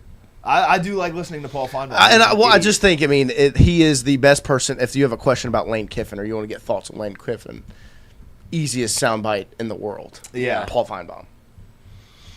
I think But I think there's that's the other thing. I don't even know who to expect. I do think this one is going to be, I think it's going to be packed. right. This is probably one of the biggest ones in recent And memory. it is a tough question because I've said you can't say LSU and Ole Miss Of players, course. which that's the biggest course. draw Of to course. this event. But I'm interested to see Oklahoma. I'm pretty bullish on Oklahoma this year. I'd like to talk to John Mateer. Yeah. I think he's going to be good this year. I'm interested to see what Kalen DeBoer has to say. Kenny Minchie. Yeah, that's a good one. Because I think the connection of Sloan and Stein at Yep. Kentucky. I'm very interested to see. I'm also just interested to watch Kentucky and Joe Sloan, even though I know Will Stein. It probably is very integral into the offense that's actually being run. Yep. This is your OC that you fired now has that, and many despise, now has another offensive coordinator position in the conference. You know what I mean? Absolutely. And so just kind of seeing what that looks like. What does how good are you a good OC? Like, what was the problem? Because that's the thing. Like, there's still up to this point. Last season, it's just like there are so many fingers to point. Like, was it Nuss, Sloan, Kelly, all three, the whole thing, the injury, the offense, the scheme, the O-line. I'm interested to hear Minchie's thoughts on Sloan and Wilstein. Yeah, it's a good answer. I also think Kentucky nailed it. Like, surprised me. Because remember, me and Lloyd talked about it, like, when they fired Stoops, we were like, a little late to the party, huh, bud? Like, it seems like you completely whiffed, and then they got signed. I was like, oh, no. Plan. That's like a real program. That's what a plan looks like. Right. Like, they made a better hire than Ole Miss. They did. And had a head start. Yes. Which is insane. Yeah. That's a good answer. I think they got Cedric Baxter from or CJ Baxter from Texas. I want to see if the Lance Hurd from Tennessee. The Locked On Ole Miss guys there. His videos keep popping up on my TikTok, and it's just I hate it. Like, they keep popping up, and I'm just like, should we all wear shirts of the Lane Kiffin like standing over what's the guy that called him a hoe? Spirit Ben. Yeah, is that him? Uh-huh. We should all wear shirts of that graphic. I'm sure he'll be there. That'd be great. Spirit Ben will definitely be there. Wednesday will be an interesting day for us. Of course. As an LSU program. And Wednesday is, like, there are other programs. Wednesday is Ole Miss Day. Mm-hmm. Like, Wednesday's Ole Miss Day, Thursday's LSU Day. Mm-hmm. It'll be interesting to see the dynamics, you know? It sets up quite nicely for us. Tuesday, like, we'll do some stuff. There's not Ole Miss or LSU's not there, so no one we're really super interested in. But we can get our feet underneath us. Of course. Wednesday, we get Ole Miss, and then Thursday's the big day. And we'll find Jacques and Jean Eads. Of course. And figure out we'll set up. Because I think we'll have this thing rock and roll. Me and Lloyd test some stuff out. We're being prepared this time. Because when Southern Regional takes care of you, you got to make sure you give them a return. Mm-hmm. And so we appreciate them. We also appreciate our friends over at BALLY'S. Shout out to BALLY'S Casino Hotel here in Baton Rouge, Louisiana. I strongly advise, if you are going to LSU on a Saturday and you need a place to stay Friday night, Saturday night after the game, need a place to watch the game, if you're coming into Baton Rouge whenever, BALLY'S is the place to be. The hotel, excellent. The food, excellent. Get the pork chop. Oh, advised. So good. Pork chop's delicious. They give you two of them. They do. It's on the plate, so good. Which is I'm big on red beans with it. Portion so good. Size, great stuff. And then, but then just the actual casino aspect, if that is your thing, pristine. They remodeled, they invested. You can see every dollar spent was put to good use. The place looks beautiful. They have their sports book with massive TVs that you can sit and watch the biggest games on. It's a great place to go, and it's right down the street from Tiger Stadium. So if you are looking for a place to stay over the weekend, if you're looking for a place to watch the game on a Saturday when they're on the road to Oxford or Lexington or any of those road games, make sure it's BALLY'S Casino Hotel right there in Baton Rouge, right down the road from Tiger Stadium. That is the place to be during football season. Guaranteed. BALLY'S Casino Hotel here in Baton Rouge. We appreciate them taking great care of us. Make sure you return the favor if you appreciate what they do for Tingle & Co. And book your stay. Go hang out right in the heart of Baton Rouge. But let's here on this Thursday morning, let's go 13 for 13. Close this thing out on a Thursday morning. We appreciate all of you starting your day with us, hanging out with us.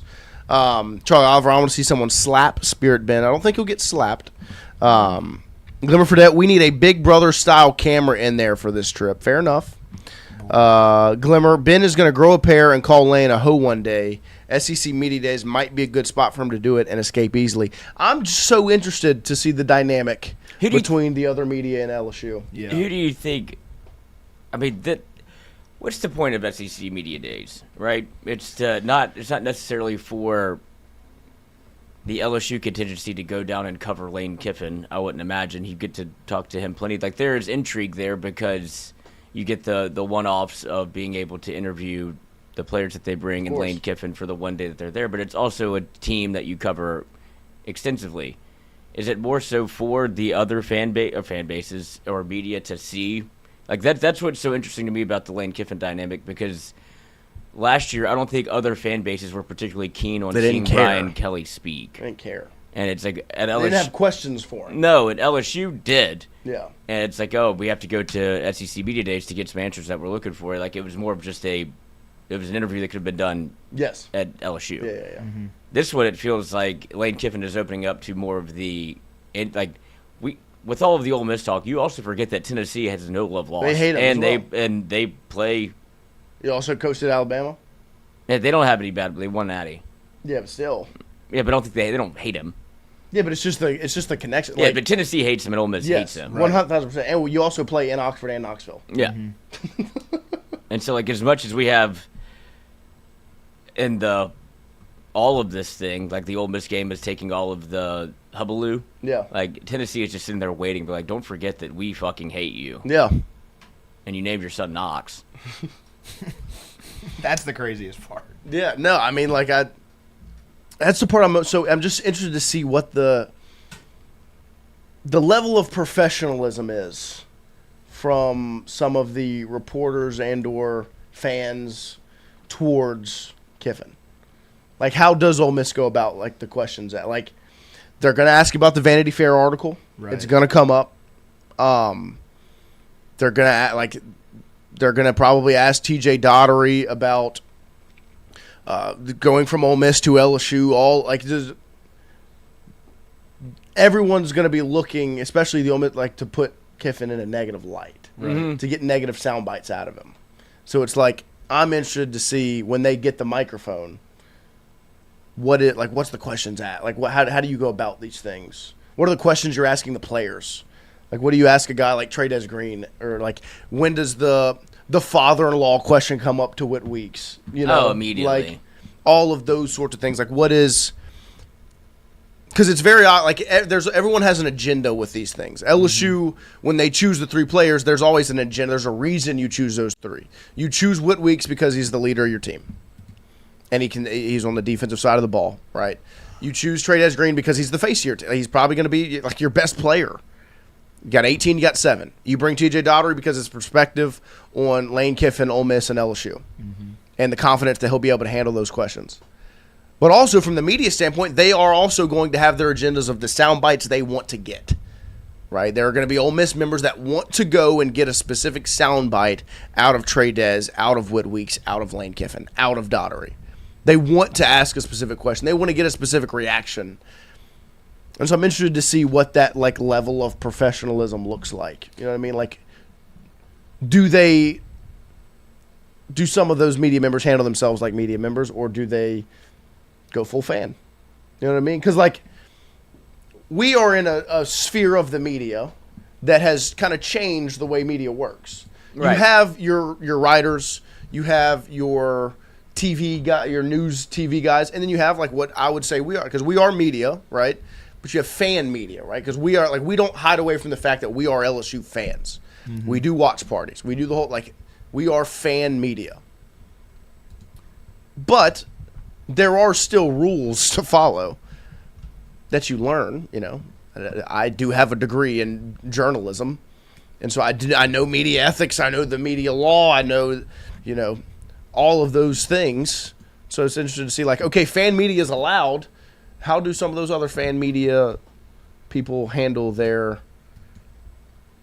opportunities, their professionalism? And to see how the SEC and its cohorts handle it. Like, to see who, like, I mean, if you have a credential, I'd imagine you're allowed to ask a question. 100%. And you're fighting for a microphone to be able to get your question, to probably get one. And so that's that will be on national television. It'll be on the SEC network. It'll be everywhere. You have your opportunity if you want to take a shot or if you want to actually get information. But that's what, fair to say, unprecedented? I think this one is going to be, like, I don't know what to expect from this next week because of the drama and how much just everything around it's changed, like the way media works now, but also just the actual drama in itself. Like, Thursday's going to be a packed day because of Lane Kiffin. I think reporters from every program are going to want to be in there to get a question out. Mm-hmm. From every program. Like, Florida is going to want to ask questions to Lane Kiffin. Tennessee, Ole Miss, LSU. Like, they're all going to want to get Mississippi State probably. How much did Coach Kiffin? How much did you hate Oxford? You know what I mean? Like, I do think it's kind of an unprecedented SEC media days because I don't think the magnitude of this has ever been seen before. Yeah, like the amount of eyeballs that are going to be on this. It's crazy. I think the professionalism thing that you're talking, I think that's largely dictated by Lane Kiffin. Because there will be an opportunity, someone will ask him a question, and he'll have the opportunity to do in classic Lane Kiffin fashion, say something that like trolls another fan base or something like that. If he does that, then I think you see a kind of a free-for-all where people are asking him certain questions where he can continue to do that. If he kind of is professional about it, and look, I don't really care if he trolls other fans. Like, I don't think it makes a big difference. But, people will get their sound bite or their quote that they want for their article. But if he does it and says something, where he trolls Ole Miss, says something or about Tennessee, whatever, then that's where I think you see more questions come in where it just because I think it might say it might not be questions anymore. They might start just taking shots. Exactly. I mean? That's where I could possibly degenerate. That'd be interesting. But if Lane shuts it down on the first one, I think it stays in a pretty calm, normal press conference fashion. You know what I mean? No, I'm very very intrigued by what next week's going to look like. That's why I'm glad that day's the last day. Like our day is the last day. If LSU was the first day, I would be a little bit more nervous. Yeah. Just not knowing what to expect and just making sure we got everything figured out. But we should have we should be a smooth operation by Thursday. We'll be good. Can't promise smooth on Wednesday, but Thursday will be smooth. No, we'll be good. But I'm excited.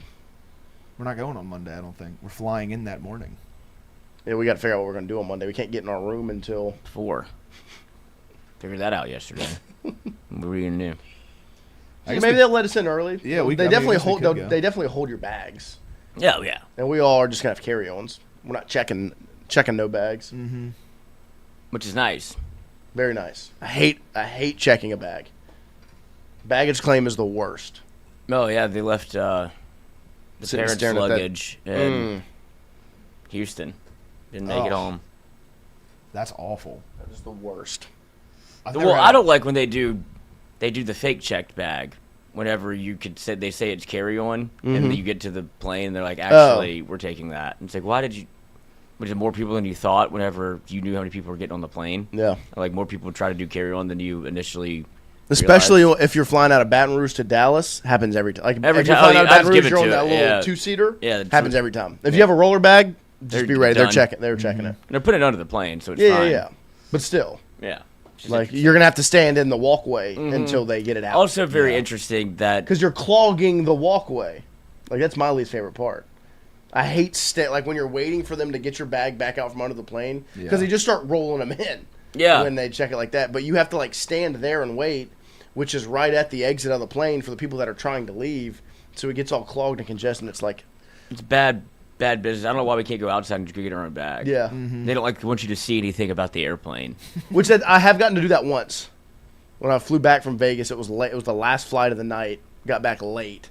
They were like, y'all's bags will be on the ground. Y'all just going down, grab them. That is cool. I was like, okay. Yeah, that's awesome. Whenever I got to Houston from Baton Rouge, they rolled them and put them on a stand outside. People just went to get their own bags. And it's the funniest, whenever they saw that they were coming out, and they were putting them on the trolley, everybody stood up and waited in line again. I was like, you can just wait. Go get it. Or you can just, if you're the 5th person in line, why would you even stand up?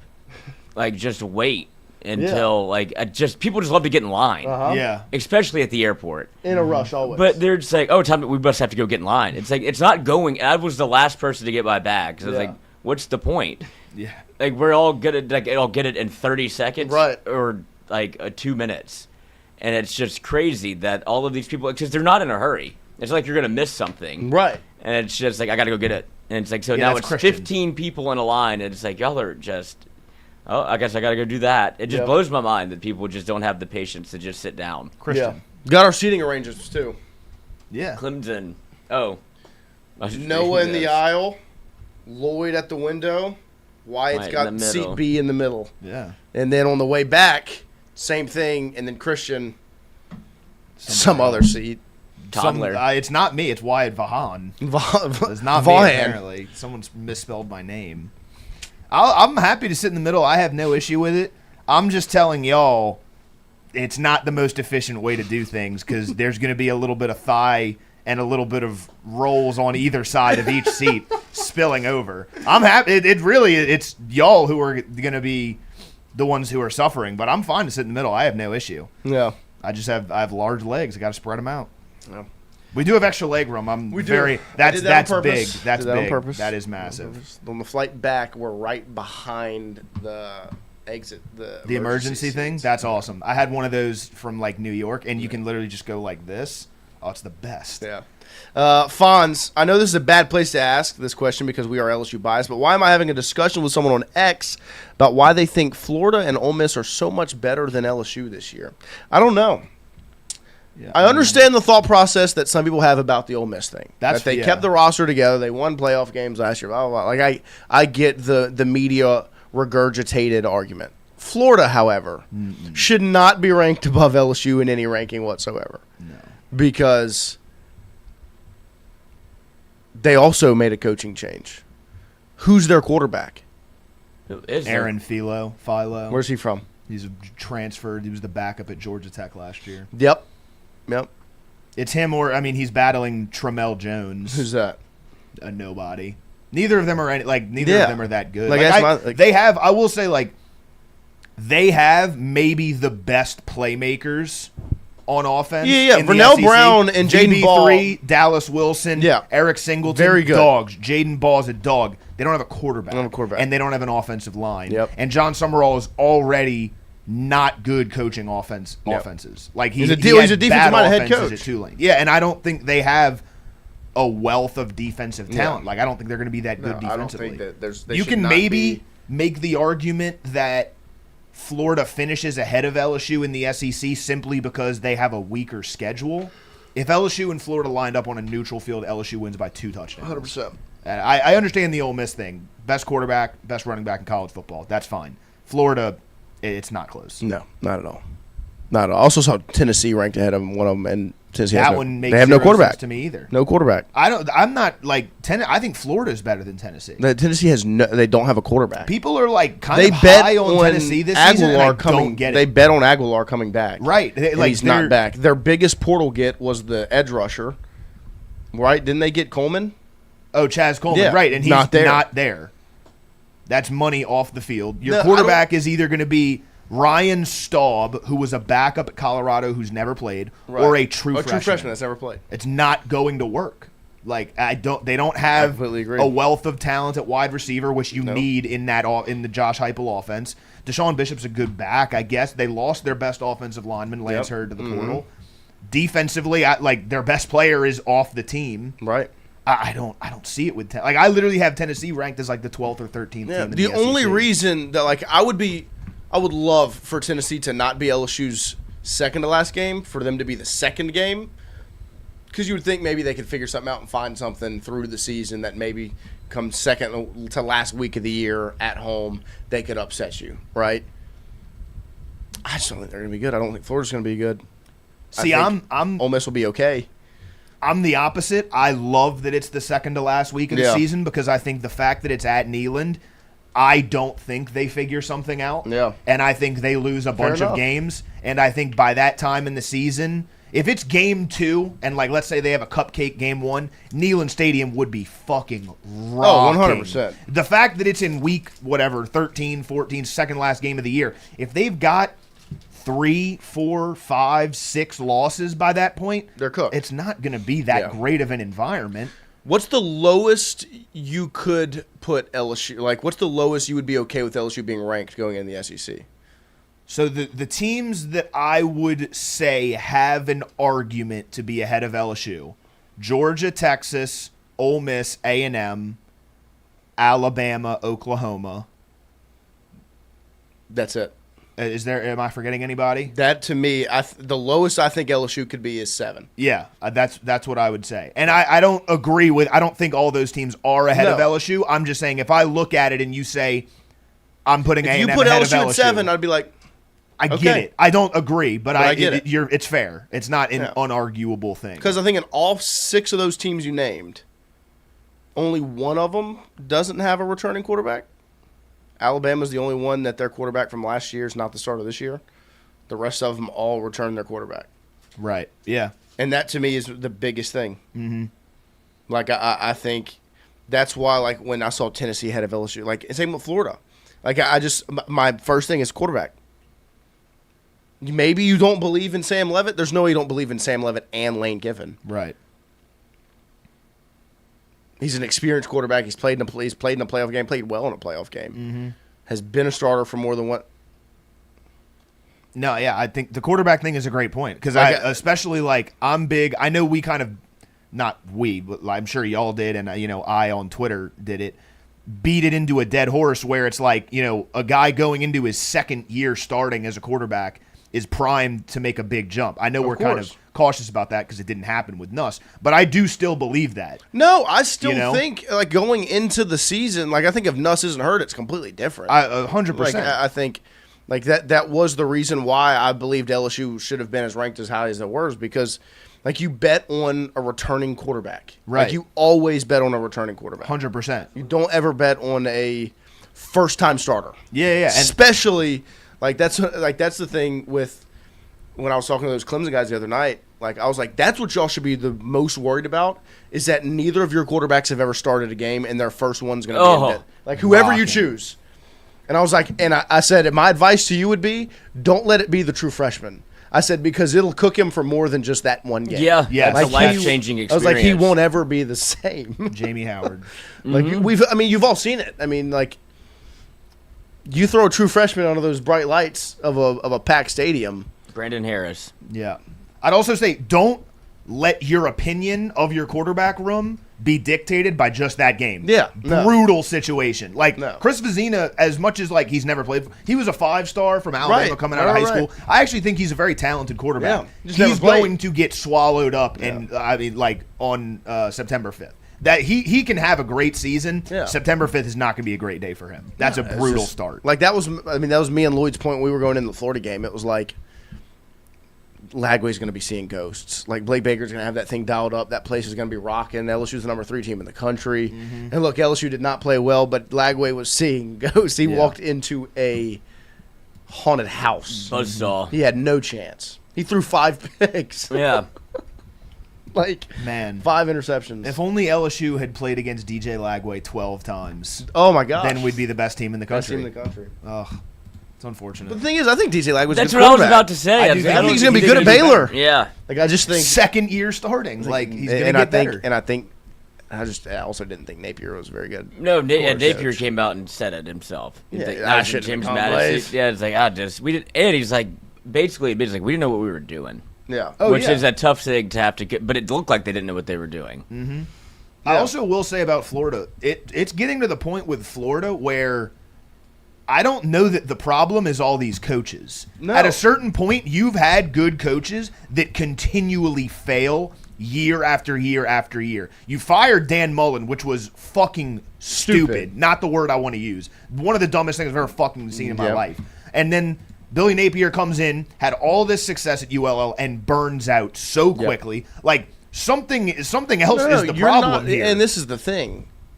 And I remember saying it when the Kiffin thing was going on between Florida and LSU, and I was like, look, when Kiffin picks LSU, like Florida, you have to accept you're not this level program. Mm-hmm. Like you can't compete with LSU anymore. Like back-to-back cycles. Look, I know Brian Kelly was a miss. LSU and Florida both screwed up their head coaching hires.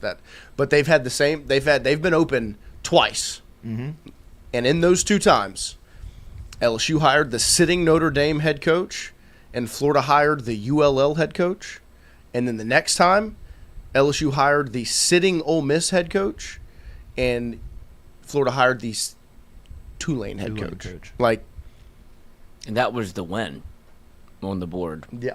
Like you're not this anymore. Yeah, and the road, like a rung below that, is what Ole Miss did because they also wanted Summerall and they just butchered it. 100%. Like that's the thing. Like I think it's at the point now Like, I think even when I was talking about the Brooks Austin clip where he's like, LSU's the most disappointing team the last 5 years. Right. Florida was the other one up for it. He was like, I don't think Florida's that upset. They lost less than 50% of their games. Yeah. Like they're just not that level of program anymore. They haven't had the high expectations to be disappointed. When's their last LSU last was ranked, national championship? Florida's was 08. And like LSU going into 2023 was ranked number 5 in the country. Yep. Florida has not been a top 10 preseason team. They're not this level program anymore. They're not. And it kind of makes me sad because I actually enjoyed watching. Of course. That was honestly probably my favorite rivalry growing up. Yeah. Because that game is always a clusterfuck. Well, Classic college football rivalry. And since you lost to them in 2018, you have dominated Florida. Like, you got one loss. You have one loss since then. Yeah. And other than that, like, I mean, there were years like Florida should have dog walked you, and they in didn't. 2020. 2020 and I mean 21 they were better than LSU. Yeah. I mean in 22 they Shout out anticipated. Uncle Shout out Uncle Billy. I knew you were going to say it. Shout out Ty Davis Price. Yeah. Nudie McLaughlin. Oh, Jack Mashburn, freaking run counter again. Yeah. They got the defensive coordinator. They fired him after that game. Oh, you have to because they couldn't stop for counter. 287 on one play. One play, they ran counter every time. I know it's dude. I remember I was sitting at my grandfather's house watching it, and because I mean, like, I didn't go. I was like, this is gonna be like, I thought LSU was gonna lose. I was like, yeah, I'm not going. I don't feel like going to this game. And then it was just like, we're sitting there with Papa, and I was like, they're running the same play. They're running counter, counter every counter. time. Do you think if we got on the video game and we went online, we could win a game running only running counter? If we play Florida, we should have to. Yeah, that should be a challenge in the game. Yeah. No. Because they would adjust. If you told me I can only run one play, I think I have a chance. If it's just counter, that's tough. Yeah, it is. That is brutal. Your defense got to make some plays. I'm LSU. I get to be LSU. I'll have confidence in myself and say, my thumbs are feeling sticky today. I got a good stick today. You can get in any formation. It just has to be. It just counter. has to be counter. Like it doesn't different all variations. It doesn't all have to be counter. freaking wing tight eye. Okay. Like full house, right? Yeah, LC? that makes it better. Full house. Like because I would agree if you just got in the same formation and ran counter every time, they would run. That's what LSU did. Now. I know, but they would just crazy. in the video game they would just run commit. Because people do have common sense in the game. Of course. Can I run like an RPO counter? I can only hand it off. Yeah. I can give them a little bit of window dressing. Yeah. Okay. I like that. Yeah. I think we got a shot, dude. We got our. Look how sad this looks. I know this is bad. It was. Florida had no chance, man.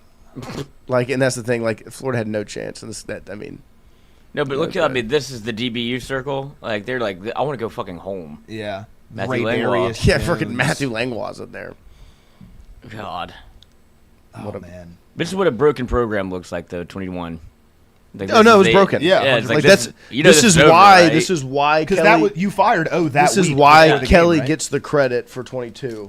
100% because that play, your program was broken. It was it was a morgue. And so I appreciate him for getting it back on the tracks for 22, and that's it. Mm-hmm. Died after that. Enjoy your. Do you have something to say after you enjoy that cracker? I'm not sure as well. Oh yeah. Well, that is probably the worst thing to eat while you're on a podcast. It's a peanut butter cracker. He's like a dog. There you go. There it is. Get it down. There it is. It's gone. You got a little in the corner of your teeth. Oh, it's still there. A lot. Come on. It's supposed to be a protein pack. There you go. These are peanut butter crackers. I did have to have this conversation on the way back from Omaha. Okay. Which was this was in 23. This is after LSU had lost to Wake Forest. And our time in Omaha had come to an end. It was over. Mm-hmm. And this is a sad car. As LSU has lost, they're in the losers bracket. You feel like you don't have any pitching, like you're not going to. Feels like you're not going to win a national championship with the team that you had. So we're not in the best of spots, but we do have an 18-hour car ride to cheer ourselves up, to talk a lot about a lot of stuff. And this is off of Brian Kelly became a topic of conversation because my friends had known that I had a bit of an ire against him when he was hired, and I just didn't generally like him. And my buddy was like, how have you like come to terms with Brian Kelly, like having to say good things about him. I was like, look, at some point you do have to say, like, I'm wrong. Like, I was wrong. He's doing a good job here. And after that, it wasn't. But it was he did come in and do, like, objectively. Like, it was an odd spot to be in, to be like, I guess this is... He overachieved year one. Yeah, and it's like, okay, look, they look good. But he's like,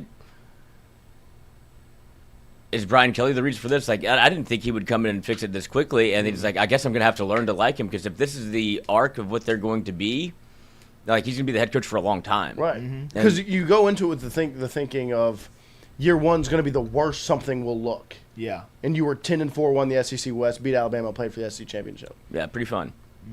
And then after that, it was just not. Never again. As funny as it is to say, he almost, like... He it's should have almost done like that. less with Saban's players. Like, his best year was with O's players. And, like, the second recruiting class that fell flat on its face after you actually did a good job in the first one. Right. You got Will Campbell. That's what I'm saying. Emory Jones. That you got 2022 flip from A&M. Mason Taylor. Those four were, like, pillars of your success. Their best year was their freshman year. Yeah. Well, except for Mason Taylor. And Will Campbell. And Emory Jones. But they all still played massive roles their freshman year. Right. Played the most. I guess they played their... Because they all were every down starters. Yeah. It was just crazy. And that's what's, like, crazy. You got objectively worse as the years went on because of Brian Kelly's bad roster management. And one of the draws to hiring Brian Kelly was he's going to manage the roster and manage the recruiting so much better than O did, because that was one of the problems with the end of the Ogeron tenure, was, like, he's not managing the roster well. Yeah, the 2022 LSU class. Let's see, I'm pulling it up here on 3 and Rivals. I believe they were ranked 12th overall. Yeah, Walker Howard was in that what class. Kelly Didn't was pan able to, out. That was a big recruiting win. But yeah, what Kelly was able to hold on to with that class, and then he just compounded it with a whole bunch of misses in 23. Like, absolutely, yeah, they were number 12 overall class. 1 5-star, 6 4-stars, 8 3-stars. Like, not a big class, 15 players. But, I mean, it was Harold Perkins, Will Campbell, Walker Howard, Quincy Wiggins, Emory Jones, LaTerrence Welsh, DeMario Tolan, Jordan Allen, TyG Hill, Mason Taylor, Bo Bordelon, still on the roster, shout out. Fitzgerald West. Like, you were able to hold on and keep that class together. It was the 4th-ranked class in the SEC. And then going into 23, I think this was your highest-rated recruiting class of the Kelly tenure, which is the thing. Like, it was a highly rated class. It was the 3rd-rated class in the SEC, 5th overall. Derek Davis. But I'll go through the list, and I want you to tell me if they, we'll just say if they panned out or not. Transfer means they didn't pan out. Yeah, of course. Lance Hurd. Nope. Deshaun Womack. Nope. Javian Toviano. Nope. Jalen Brown. Nope. Shelton Sampson. No. Caleb Jackson. No. Tyree Adams. You got 1 year out of them starting. Yeah, I mean, maybe. I don't know. Not really. Ricky Collins. Nope, definitely not. Mac Markway. Nope, definitely not. Trey Holly. Nope, definitely not. Ryan Yates. Nope. He had a big 4th down play against Ole Miss. I'm saying yes. I'm saying yes. You it only takes one. The Denton, Texas, man. Pride of Denton. Lost that game. Kyle Parker. I'll give him a yes. Yeah, that's fine. Give him a yes. Christian Braithwaite. No. Kai Prien. No. Yes. Jeremiah Hughes. No. Paul Mabenga. No. Jackson McGohan. No. Michael Doherty. Didn't even make it to campus. Made it to Dylan the interview, Carpenter. though. Hot. Yes. Story still being written. Yeah. Talk about a good haircut. Ashton Stamps. Yeah, yes. Definitely yes. I would definitely say and then yes. Connor Gilbreth. No. Definitely not. That is I forgot who Connor Gilbreth an was. absolute. You brought in 26 commits. You said yes. I'm taking Ryan Yates out of it. Yeah, of course. To Whit Weeks, Kyle Parker, and Ashton Stamps. And Dylan Carpenter. Which realistically, Which Carpenter is like it hadn't played much. Yeah. And but he's in the. But he didn't impact the Brian Kelly era. Yeah. Ashton Stamps was a 1-year starter. Whit Weeks, heck of a player. Kyle Parker, 1-year starter, injury problems, the whole thing. Like, That is an absolutely abysmal class. Yeah, that's where it started to go down. This is what led to the downfall of that. Because like in 24, you had the number 7 overall class, which could pan out to be a pretty good class. Don McKinley, Trey Green, Weston Davis, Deshaun Spears, Caden Durham. Every player you've just said is better than every player on that other list except for Whit Weeks. Whit Weeks, right? Yep. No, I mean in this class you could still Xavier Atkins. That one bugs Makes me so angry. Bugs me, man. I know. That's part of the mismanagement of the roster. Yeah, 100%. Could be the best linebacker in the SEC. Yeah. Devo. Did you see? And me and Lloyd were such big fans. When I know. Like, dude. That was just another fucking. But you have so nail in the coffin. I was like, hey, you're gonna let him leave? But look at this 2024 class. Credit to them. Yeah. They didn't know how to use it. It's going to be on Lane Kiffin, but this class is going to be a huge part of this season. Dom, Trey Weston Davis, Deshaun Spears, Caden Durham, Tylen Singleton, Gabriel Relaford would be, but he's hurt. What else? Who else is on? Kalaj Cobbins, Devon Keys, PJ Woodland. Shout out. Great eval. Well, Corey Raymond. I wonder who did that. Yeah. Who else is still on the team? Nobody else still on the team. Got Aaron Burrell. I wanted him to try one 60-yard field goal. We can put him in the game. Dude, like just one 60-yard field goal. He's somewhere else. He's at North Carolina. Oh, great kicking state. The Tar Heel. That's where me and Lloyd were like, just let him try one. Yeah, at the end of the year, I mean, let's see one from 70. Like just one deep one. I don't see Sebastian Janikowski. I can't see Grant Chadwick run out there again. Just let him fucking kick. Yeah. No more punting. No, shout out Grant Chadwick. No, he was great. It's just I don't want to see him punt. He was objectively great. God, how about this 2025 class? Was it Pickett, Barry, Solomon Thomas, Charles Ross, Jaden Breaker, Aiden Anding, Damian Shanklin? I'm excited about Shanklin. Me too. I think because they need a little bit of depth. They need somebody to step up behind the two transfers. Jace Thomas. I'm excited about Solomon Thomas. I feel like nobody really talks about him a lot. He's been injured because of the injury stuff, of course. Yeah. But that's a very talented guy. That's very true. Kind of flew under the radar because everybody was excited about Carius Kern. Yep. Phillip Wright, C.J. Jim Coyley, Zach Weeks, Keelan Moses. Great linebacker class this was. Wow. Man. Yeah. It's all right, we're out of that. And then this 2026 class. This is that foundational class for Kiffin. Ranked 12th as well. Interesting. Very interesting.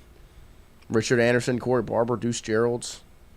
Where is Lamar Brown? I think it's because he's not an enrollee yet. So it's down he is, I but see him not, they haven't updated it. Let's say I know we have another 5-star for sure. Yeah, he's up there. This is a good class. This is a very good class. Jabari Mack. Big Jabari even Mack though I fan. took you out of my dynasty, buddy. I'm sorry. I love you still. I think Finney will be one to keep an eye on this season. How he gets used. I'm convinced that they're going to put Bryson Martinez in at another position that's not offensive line. I think Deuce Geralds and Bryson Martinez are candidates. Over under just a half. Yeah. I think one of them hits. Snap at a non-lineman position. Oh, you think it's just snap? I was going to say touchdown. Oh, really? I think one of them scores a touchdown. I think Gerald scores a touchdown. You think Obviously, I would have said Martinez. I think Gerald gets a handoff. Oh man, it would be electric. I mean, have you seen the running back highlights from high school? It's they just get it. Stupid. I think, and his handoff might be from the 50. It might not be goal line. First play against Clemson from the 25 after a touchback. Fucking give Deuce Geralds the ball, man. That's awesome. Gosh, shout out Pig Cage. It'd be great. Pig Cage. Yeah. Cam Lewis. Since 2010, LSU was 11-4 against Florida. Love that. It's insane. And the 4 losses all sucked. Andrew Messina, our offensive line may suck. Our offensive line's not going to suck. We've already seen what that looks like. We've seen it's not going to suck. Jordan Seaton was $5 million. Yeah, you don't pay somebody $4 million to suck. No, Jordan Seaton's going to be yeah. No, Braylon Moore is your best offensive lineman. I'm pretty confident in Aliuba. It's the other two that are. You need development from Weston Davis, 100%, and then I'm interested to see what happens at left guard. If it's Bordelon or if it's Harper. Because if it's Bordelon, it's like intriguing. Like this guy never cracked the lineup, and when he did, it was never at guard. Like he always was at he would play tight end or tackle. 89, yeah. So let's go 13-13. He just ran counter every play. Did you see? Just run counter every Do play. you guys know we get to vote on preseason SEC teams? I read that the other day. I'm very excited about it. I know you are. Oh my, super you excited. would. That is awesome. Because me and Lloyd got to do it for when we were in Omaha, since we were credentialed media. Oh, we got fuck to yeah. vote for like the first team. Were you honorable about it, or was it all LSU?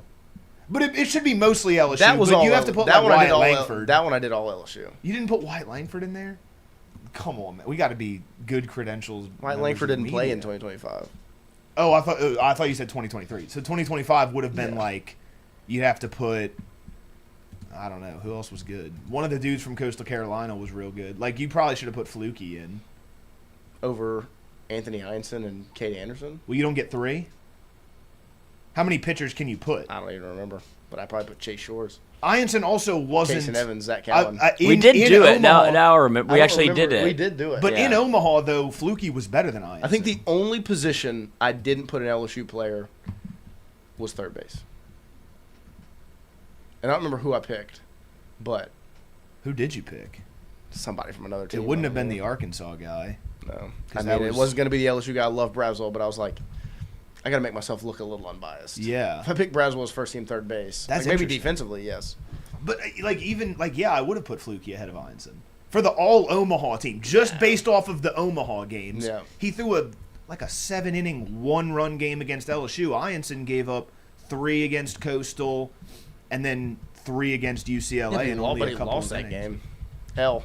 No, I get. I'm just saying who played better. I don't think it's wins and losses if it's the all. Oh, Omaha if you team. got to play, you got to play well enough that he gave up a run. Come on, That's not my fault. come on, He got outshined. come on. Fluky, sorry, you lost and you gave up a run. I'm not saying put him over. I'm not saying If he doesn't give up a run, I'm not saying put him over Cade Anderson. Cade Anderson was number 1, but I don't know. and then That's I was why like, you I have was your sitting there, I own was thinking about ballot. what's Caden Bodine, is that the catcher for Coastal? Oh yeah. I was like, him or I don't think he played that like. I was like, super no, well. Luis Hernandez. Yeah. That I'm fine with that. He had a couple big hits. The Arkansas one obviously, but he had a 2-out RBI against UCLA in that game. Yeah. I wanted to see if I could find The email? not the well, kind of. I was just looking to see if they had the. Yeah, I don't remember. So are you going to go all LSU? Mm-mm.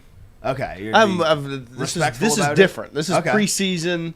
There's no emotion going into it like that. Okay. I'm filling this in as LSU's winning a national championship.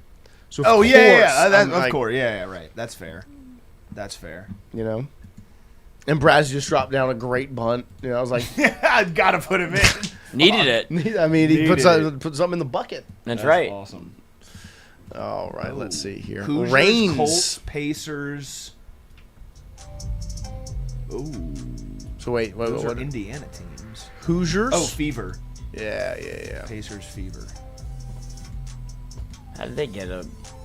And then there's the reins, the saddle, Oh, I know the the stirrups, next one. and the bit. Butler, Georgia, Gonzaga, Mississippi State, the Bulldogs. Hey, Al. What? Wyatt Vaughn. Are you fucking? They're all the Bulldogs. Well, that's not what they're asking. Oh, then, Yale is is too. Fuck, I didn't think about that. Okay. The Fargo Dome, the Astro Dome, the Georgia Dome. Oh, okay, that's what The it is. Superdome. It is still the Bulldogs. It is, I but just- you are wrong. I was wrong. You I got was wrong. got by. No, I'll take that. I'll New take York that. on Jump the chin. the gun. That's on me. That's on me, boys. So what was the saying you said earlier about a dead horse? You beat it. I did say it wrong. I said you do something in a dead horse. I said You said I don't wanna beat it. I said you beat it in a dead horse. Oh. Yeah, no. You Yeah, said I don't want to beat it into a dead horse. And I was Yeah, like, Yeah. That's on me. you said it. I was like, woof. I don't think That's that's how. the saying. That sounds Whatever. awful. Any way you slice it. I'm notorious, dude. I am turning into my dad because my dad does that. My dad messes up. Beat it saying. into a dead horse. Is Yeah, my bad, boys. What is? You just Cool. beat a dead horse. Yeah, don't beat into That's it. not great either. I beat mean, it into a dead horse. the saying made sense. I just fucked it up. My bad. Cameron Diaz and Mark Oh. Wahlberg. It's fucking Fiona, dude. Fiona. What is the other name that it popped up there? Did you see that? When you typed in Cameron Diaz. Daisy De La Hoya. No. Type in the whole thing. Okay, where'd it go? See, that's stupid. Now there it was! No, Dindiam. Who could that be? Why does that pop I up? don't know. It's definitely Mocky Mocks, yeah. Mocky Mock.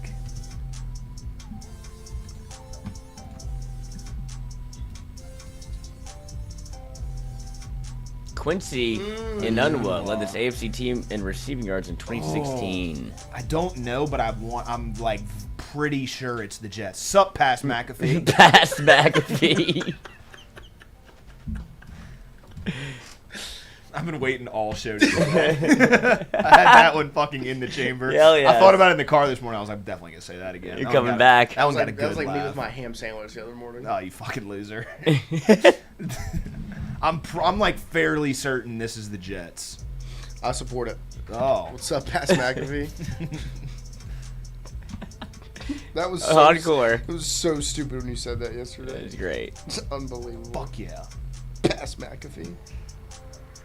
With only 4 fingers on the shooting hand, this Latvian power forward spent 3 seasons with the Spurs before averaging a career-high 15.4 points per game with the 2020 Wizards. 4 fingers on the shooting hand. How do I feel like I should know this. 4 fingers on his power shooting hand? forward? 15 points a game with 4 fingers. I mean, do you need all 5? I guess not. If it's just a pinky? Pretty good. I mean, that's what? That's almost 4 points a finger. Mm-hmm. That's pretty solid. I mean, you think about it, like that's like a 5-finger guy averaging 20. Yeah, I've never Yeah. heard that. Imagine if he had 6 fingers. Yeah. 30 points per game. And it wouldn't be enough. He's got an unfair advantage. He got an extra digit. Latvian power Yeah. forward, 3 seasons with the Spurs. You should know this. I feel Averaging like we all career high should with know the Wizards. this. 2020 Wizards. Who played for the Spurs and the Wizards?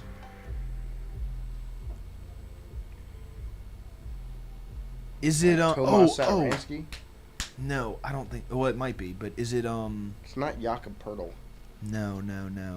He was with the Spurs and then. Oh, is it Oh, I know. Wait. I know this dude. It's a tall white guy, and he was just. Oh, a tall white guy from Latvia? No way. Wait, my friend drafted this dude in like an NBA fantasy draft, and I was like, we were making fun Marcin of him. Gortant. No, it's. I just don't remember Pertl. Like Pertl was the first one popped in my head, but I don't remember him playing for the Wizards. Because I feel like he was a part of went the to the Raptors. Kawhi trade. Yeah. Oh my gosh, it's definitely this dude, and I can't think of his fucking name.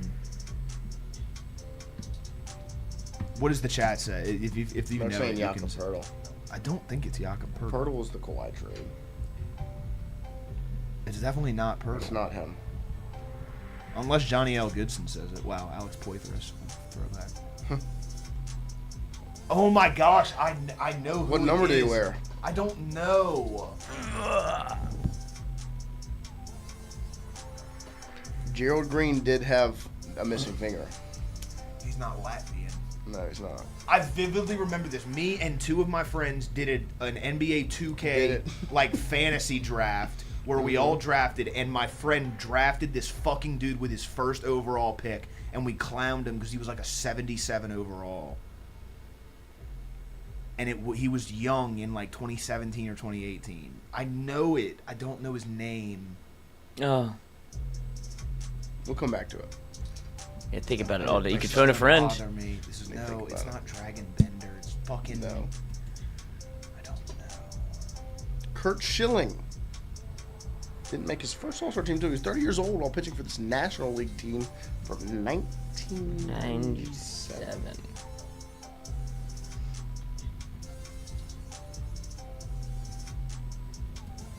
Is it the Diamondbacks? Nope.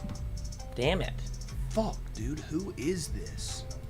I know this. Living from 1606 to 1669, this famous Dutch painter was known for works like The Night Watch, Self-Portrait, Susanna, and The Return of the Prodigal Son. Oh, wait, go back to the NBA.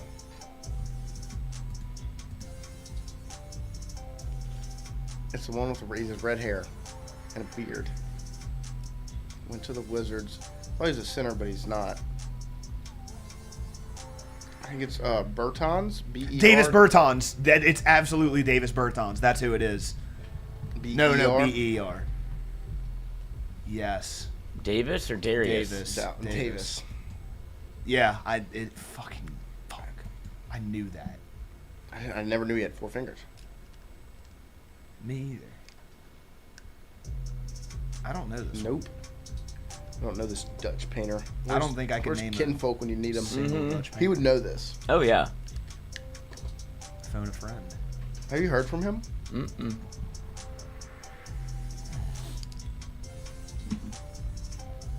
Skip the go to let's see beverages. I'm pretty good on beverages.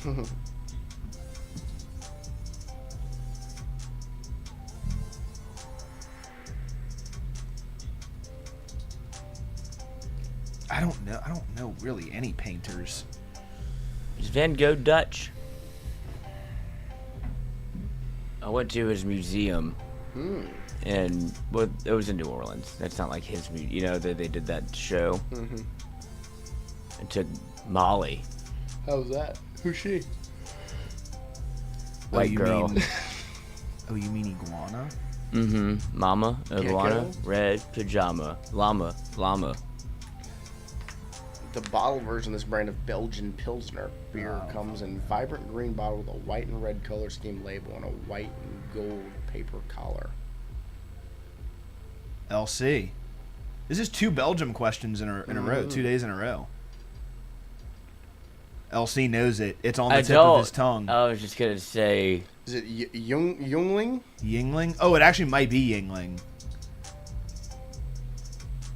I'm not a beer man. Is it Belgian? Sounds foreign.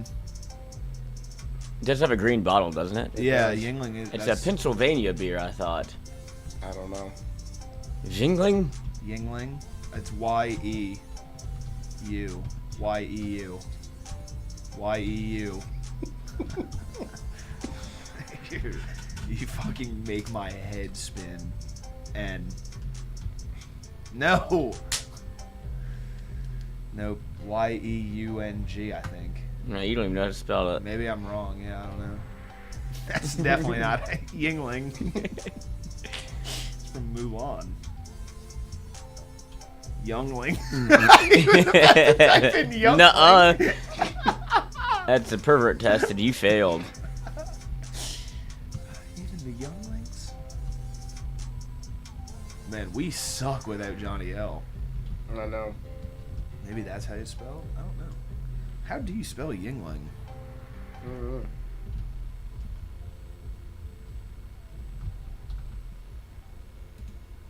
Stella. Thank you. Stella. Good pull, Fonz. Stella, Ella. All right.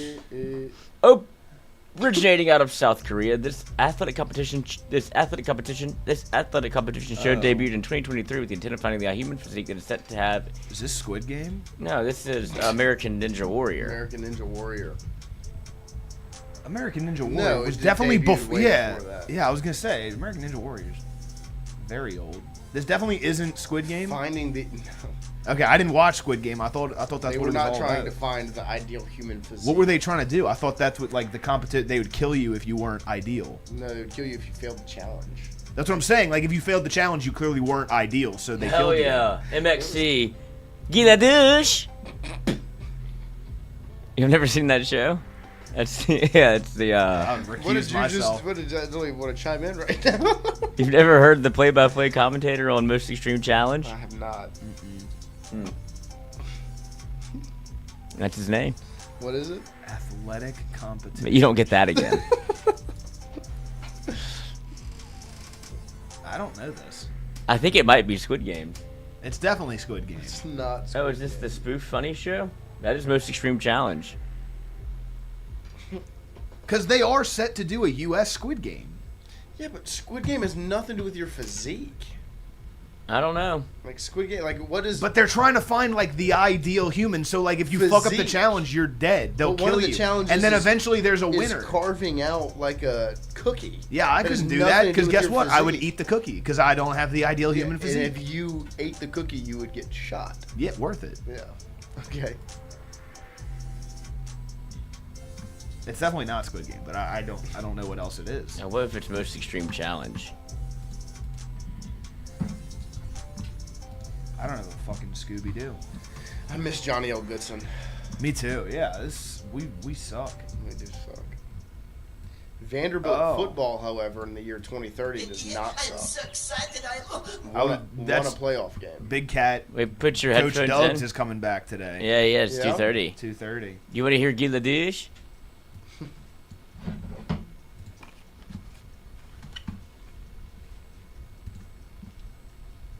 And speaking of monkeys, let's go to Guy Ledouche. Thank you, Vicky. I am so excited. I'm bulging with anticipation. And speaking of the criminally That's MXC for you. Hell yeah. It could be this. It's not that. That definitely was not 2023. Yeah, that was That was in the 90s. That was what I watched at home. Just go to the next question. We can't sit here forever. Johnny You can. Joaquin Phoenix and John Travolta played Baltimore firefighters in the 2004 disaster film. Hairspray. I don't know any of these. No, me either. I did really like Hairspray as a kid. Never saw this. It is Van Gogh. Thank you. I thought so. Van Gogh. I feel like they. Oh. It is Damn Van it. Gogh. Damn it. Thank you. Damn it. Fonz.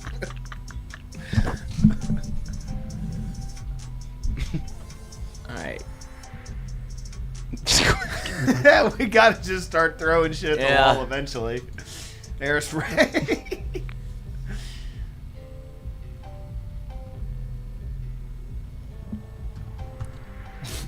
I have no idea. I don't know.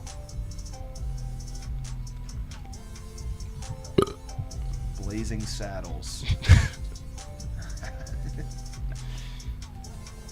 Oh, Drake. Fuck you. Baby, you my everything. You all I ever wanted. We could do it real big, bigger than you ever done.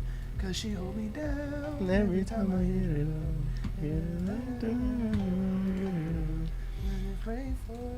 I give it up and do the same thing every single time. I say you the best, you the best, you the best.